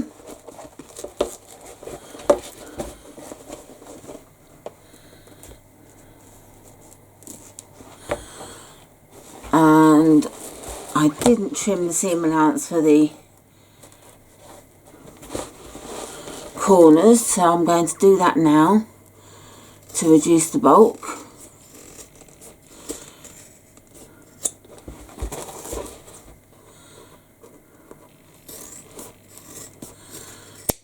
So, and make sure that the flap is on the inside and that your rectangles are facing down, so they don't get in the way. And then pop your bag in with the zip pocket at the front, sorry, the zip pocket against the flap.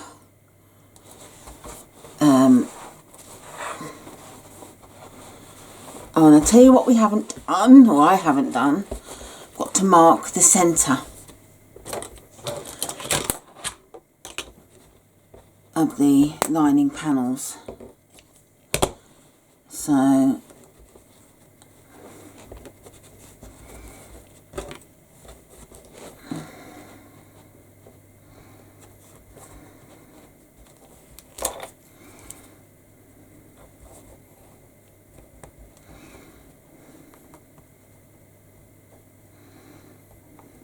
okay, so mark the centre of your panels, lining panels, and then use those marks to line up with the seam allowance on the exterior.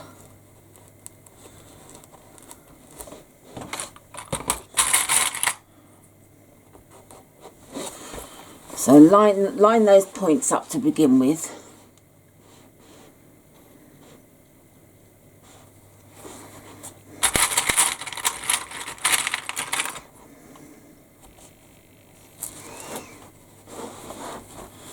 And then you go round, clipping around the top, which I can't show you because it's boring.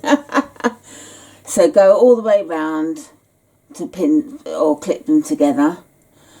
And then we're going to stitch the top at, I'm just looking on the instructions actually, I can't remember. Yeah, 1/2 inch seam allowance. So I shall do that next.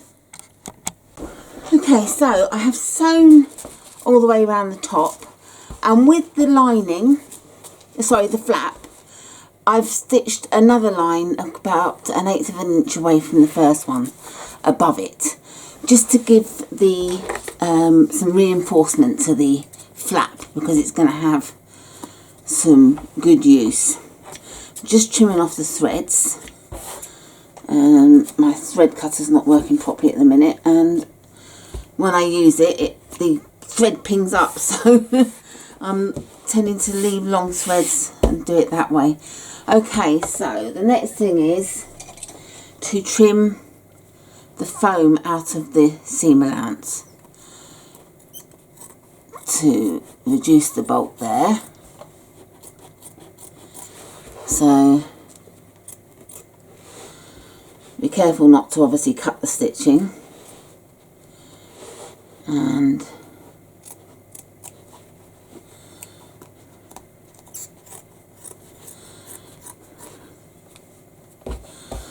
you're going to have stitching around where the flap is, where you base stitch the flap on.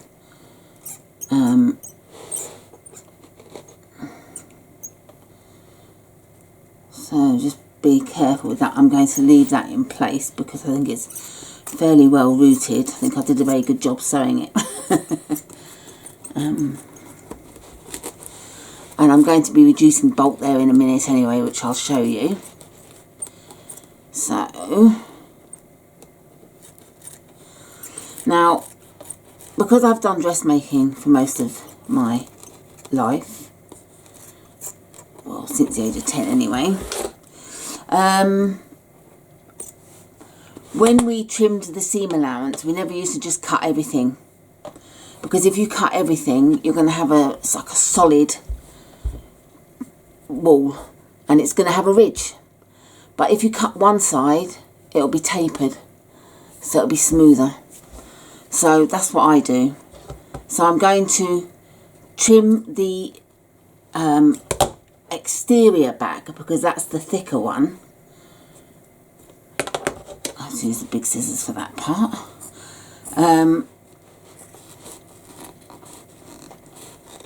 Yeah, so trim the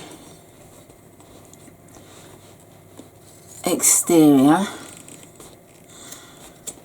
That's better.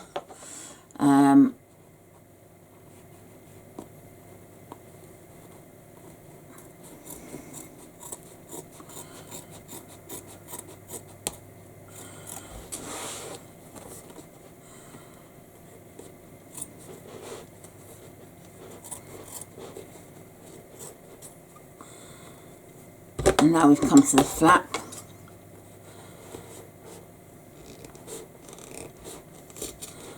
We don't want to trim that down too far because we've done the double row stitching.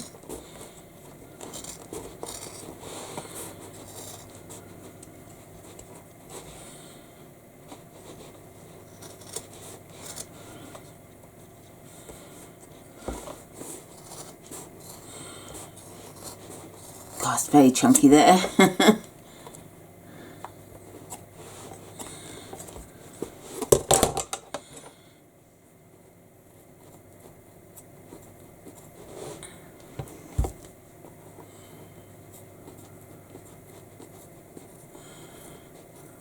My goodness, this is struggling with the old flap, so I'll go back to my bigger ones.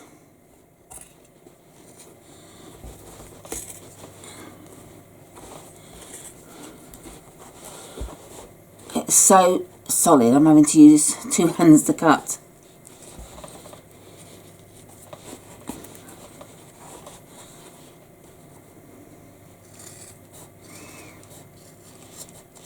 That's it. I've cut a little bit of the lining there, but it doesn't matter. It's not the end of the world. Okay, so that's that trimmed. And now we're going to pass the bag through the hole in the zip pocket. Now, I have very bad hands, so I would struggle with this. So I'm going to get my hubby to do it. So I'm sorry you won't see it on screen, but there's no way I can do this myself. Okay, so the bag has been burst, and then I ironed the edges of the pocket in and then stitched them closed, very close to the edge. So pop that into the pocket.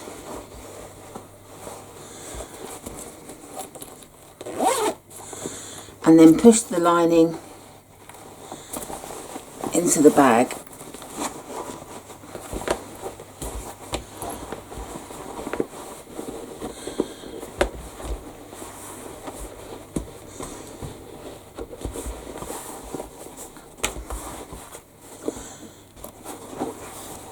So there's the inside of the bag. Don't know if you can see it, so there's the lamp up. It's a nice fit. And then all we have to do now is top stitch around the edge. And obviously leave the flap open and top stitch inside here. You don't want to top stitch with it like that. So I'm going to prepare it for top stitching by pinning inside. Take a look at my video on how to top stitch well. It's quite a foolproof method, so it's worth looking at. And I shall come back when I've top stitched it.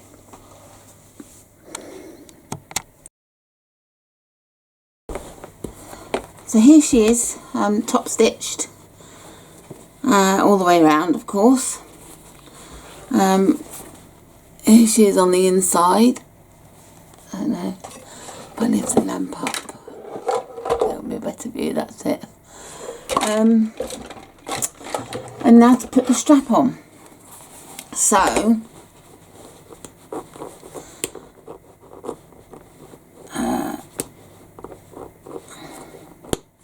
that's it. First thing we need to do is to put some holes, which I've done to save time. I've done some of them and all of them. First of all, I marked a line at 4 inches, and then because I'm adding a strap end, the first hole I did at 3/4 of an inch from the edge, then 1/4 of an inch. Then I folded the strap over to the 4-inch mark that I made, put my pen in and marked the dots for marking the holes, for doing the holes. So that was that done. That one hasn't gone through all the way, I can see. That's better. So that's that job done. And now what we need to do is, the first part is to put the slider on. And you may choose to do just 1 rivet, which is fine, but I like to do 2. And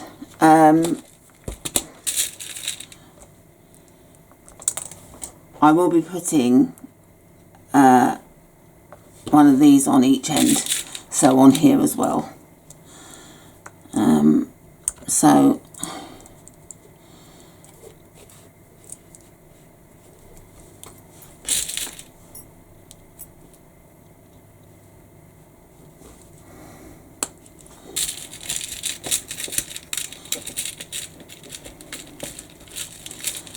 have my lovely green machine that I could not do without, because until I got one of these I could never do rivets manually. That they just, 9 times out of 10 they went on badly. I just didn't have the knack.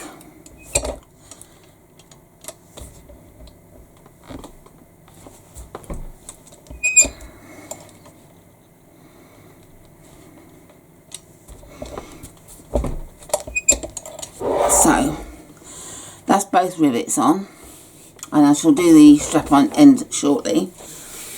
And now we put the, I'm trying to work out what I'm doing. Let me just do this to see if this is right.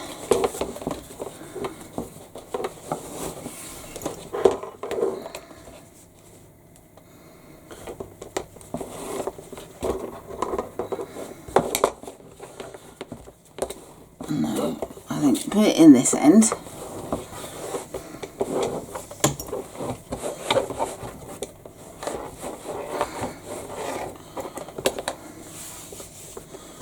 It's always trial and error as to which way round this is going and that's going, so I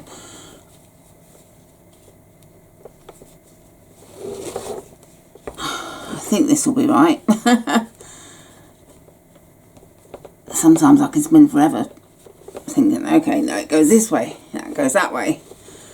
So let's have a look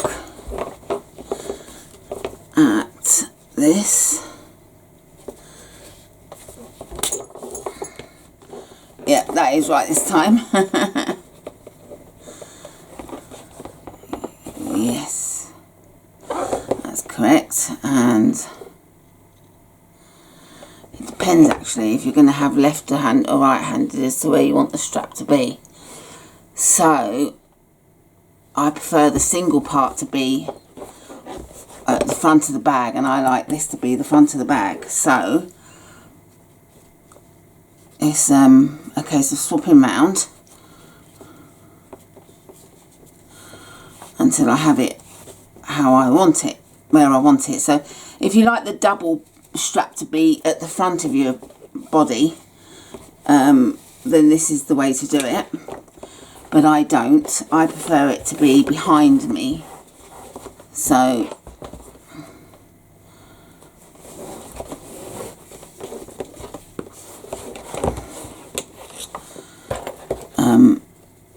this is how I'm doing mine.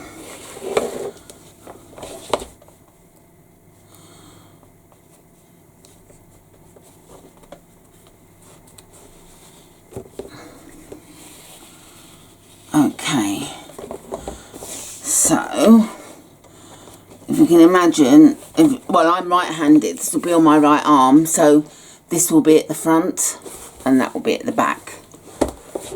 And that's my preference. Now, I didn't puncture the holes in this because I wanted to show you what I meant by doing the holes.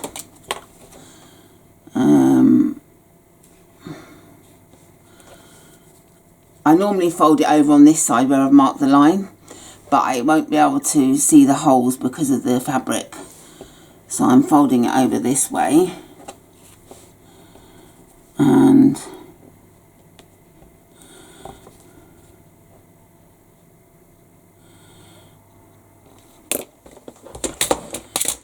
so mark the holes.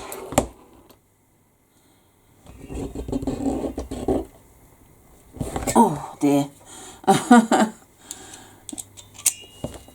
have to work very hard at doing this because I don't really have the strength in my hands, so I have to sort of put a bit of weight behind it in order to do it.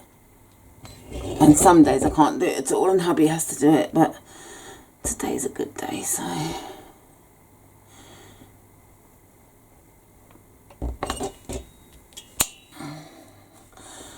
that's gone all the way through. And then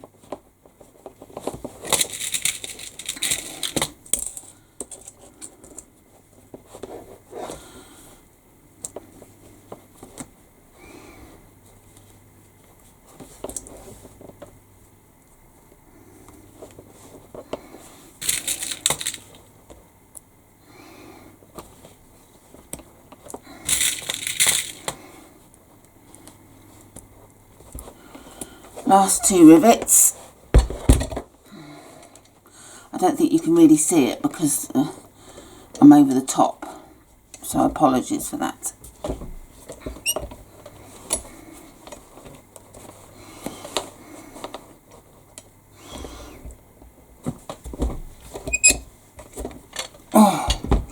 So that's the rivets added, and that's the bag finished really. All we've got left to do now is to add our strappings.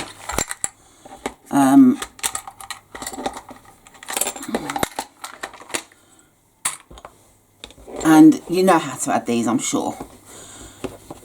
I slide them on, and I help the screws off at the start by using my awl or braggle, whichever you want to call it. Trying to find it.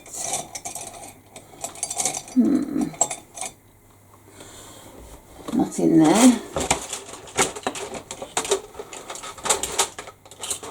That's strange. Okay, well, I can't find it at the minute, so I'm going to have to find it. But it's my lovely little sharp tool. I shall look for it and come back. As soon as I turned the video off, I found it. So I use this to pierce the holes.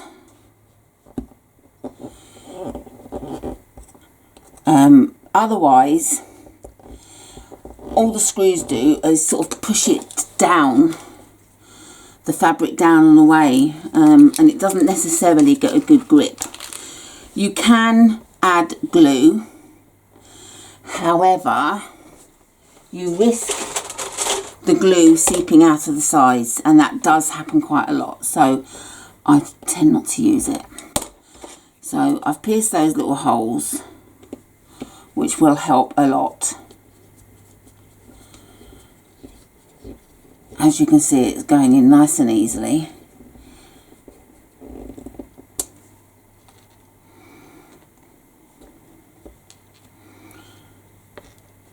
Oh, these little screws can be pesky, can't they?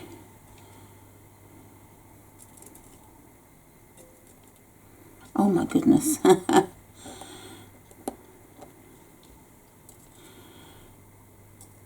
They're meant to be slightly magnetic, but they're not that magnetic today. I think it depends. I'm trying to pick it up with the screwdriver, but it's not working now. It's not very magnetic today.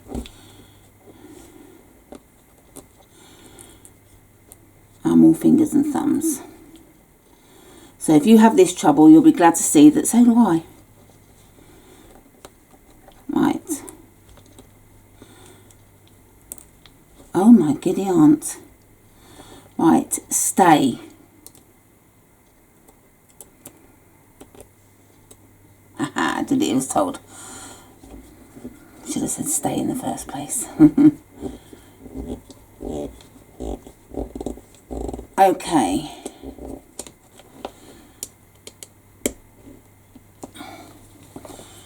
And I don't know if you can see in there, but there's no gap. Normally these get pushed and the fabric moves away, but because I did the hole, it holds it in place. So I shall show you again.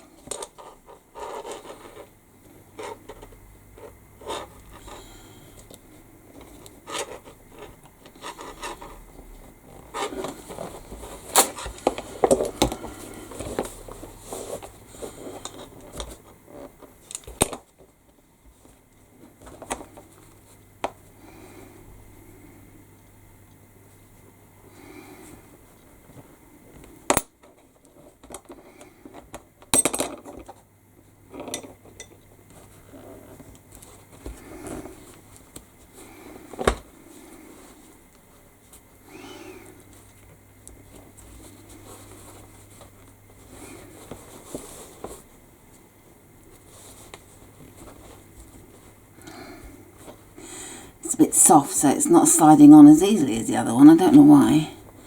That's quite and make sure it's pushed down both ends.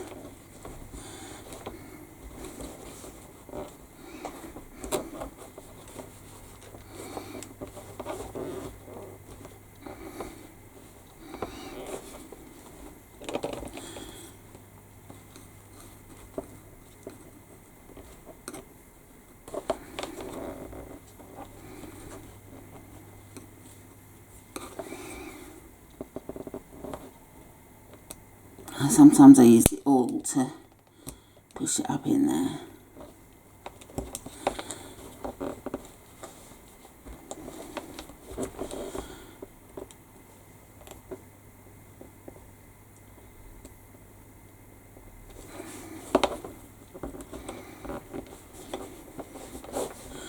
That's better. I wasn't happy with it. It wasn't sitting quite straight. I don't know if you hear the pop as I go through the layers.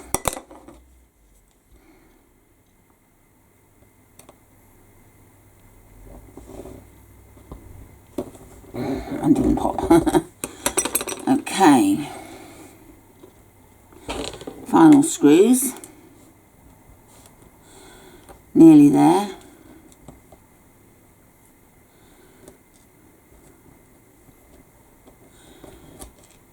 Gosh, I'm having one of those days with these screws.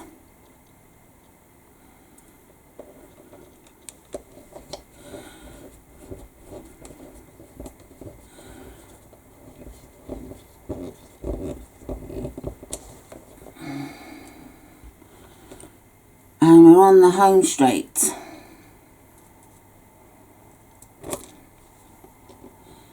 She says.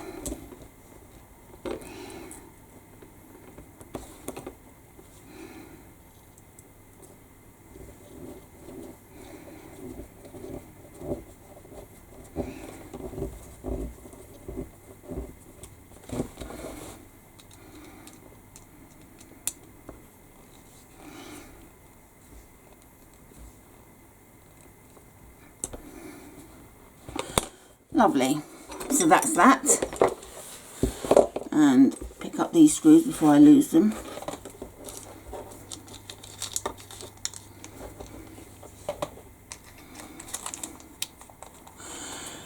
And there we have our bag complete. I'm very happy with it, and I hope you're happy with your bag.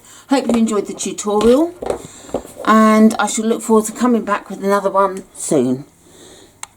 Check in the video description for links of things I've mentioned, links to the groups and the website for the design, and other tutorials of mine that are relevant.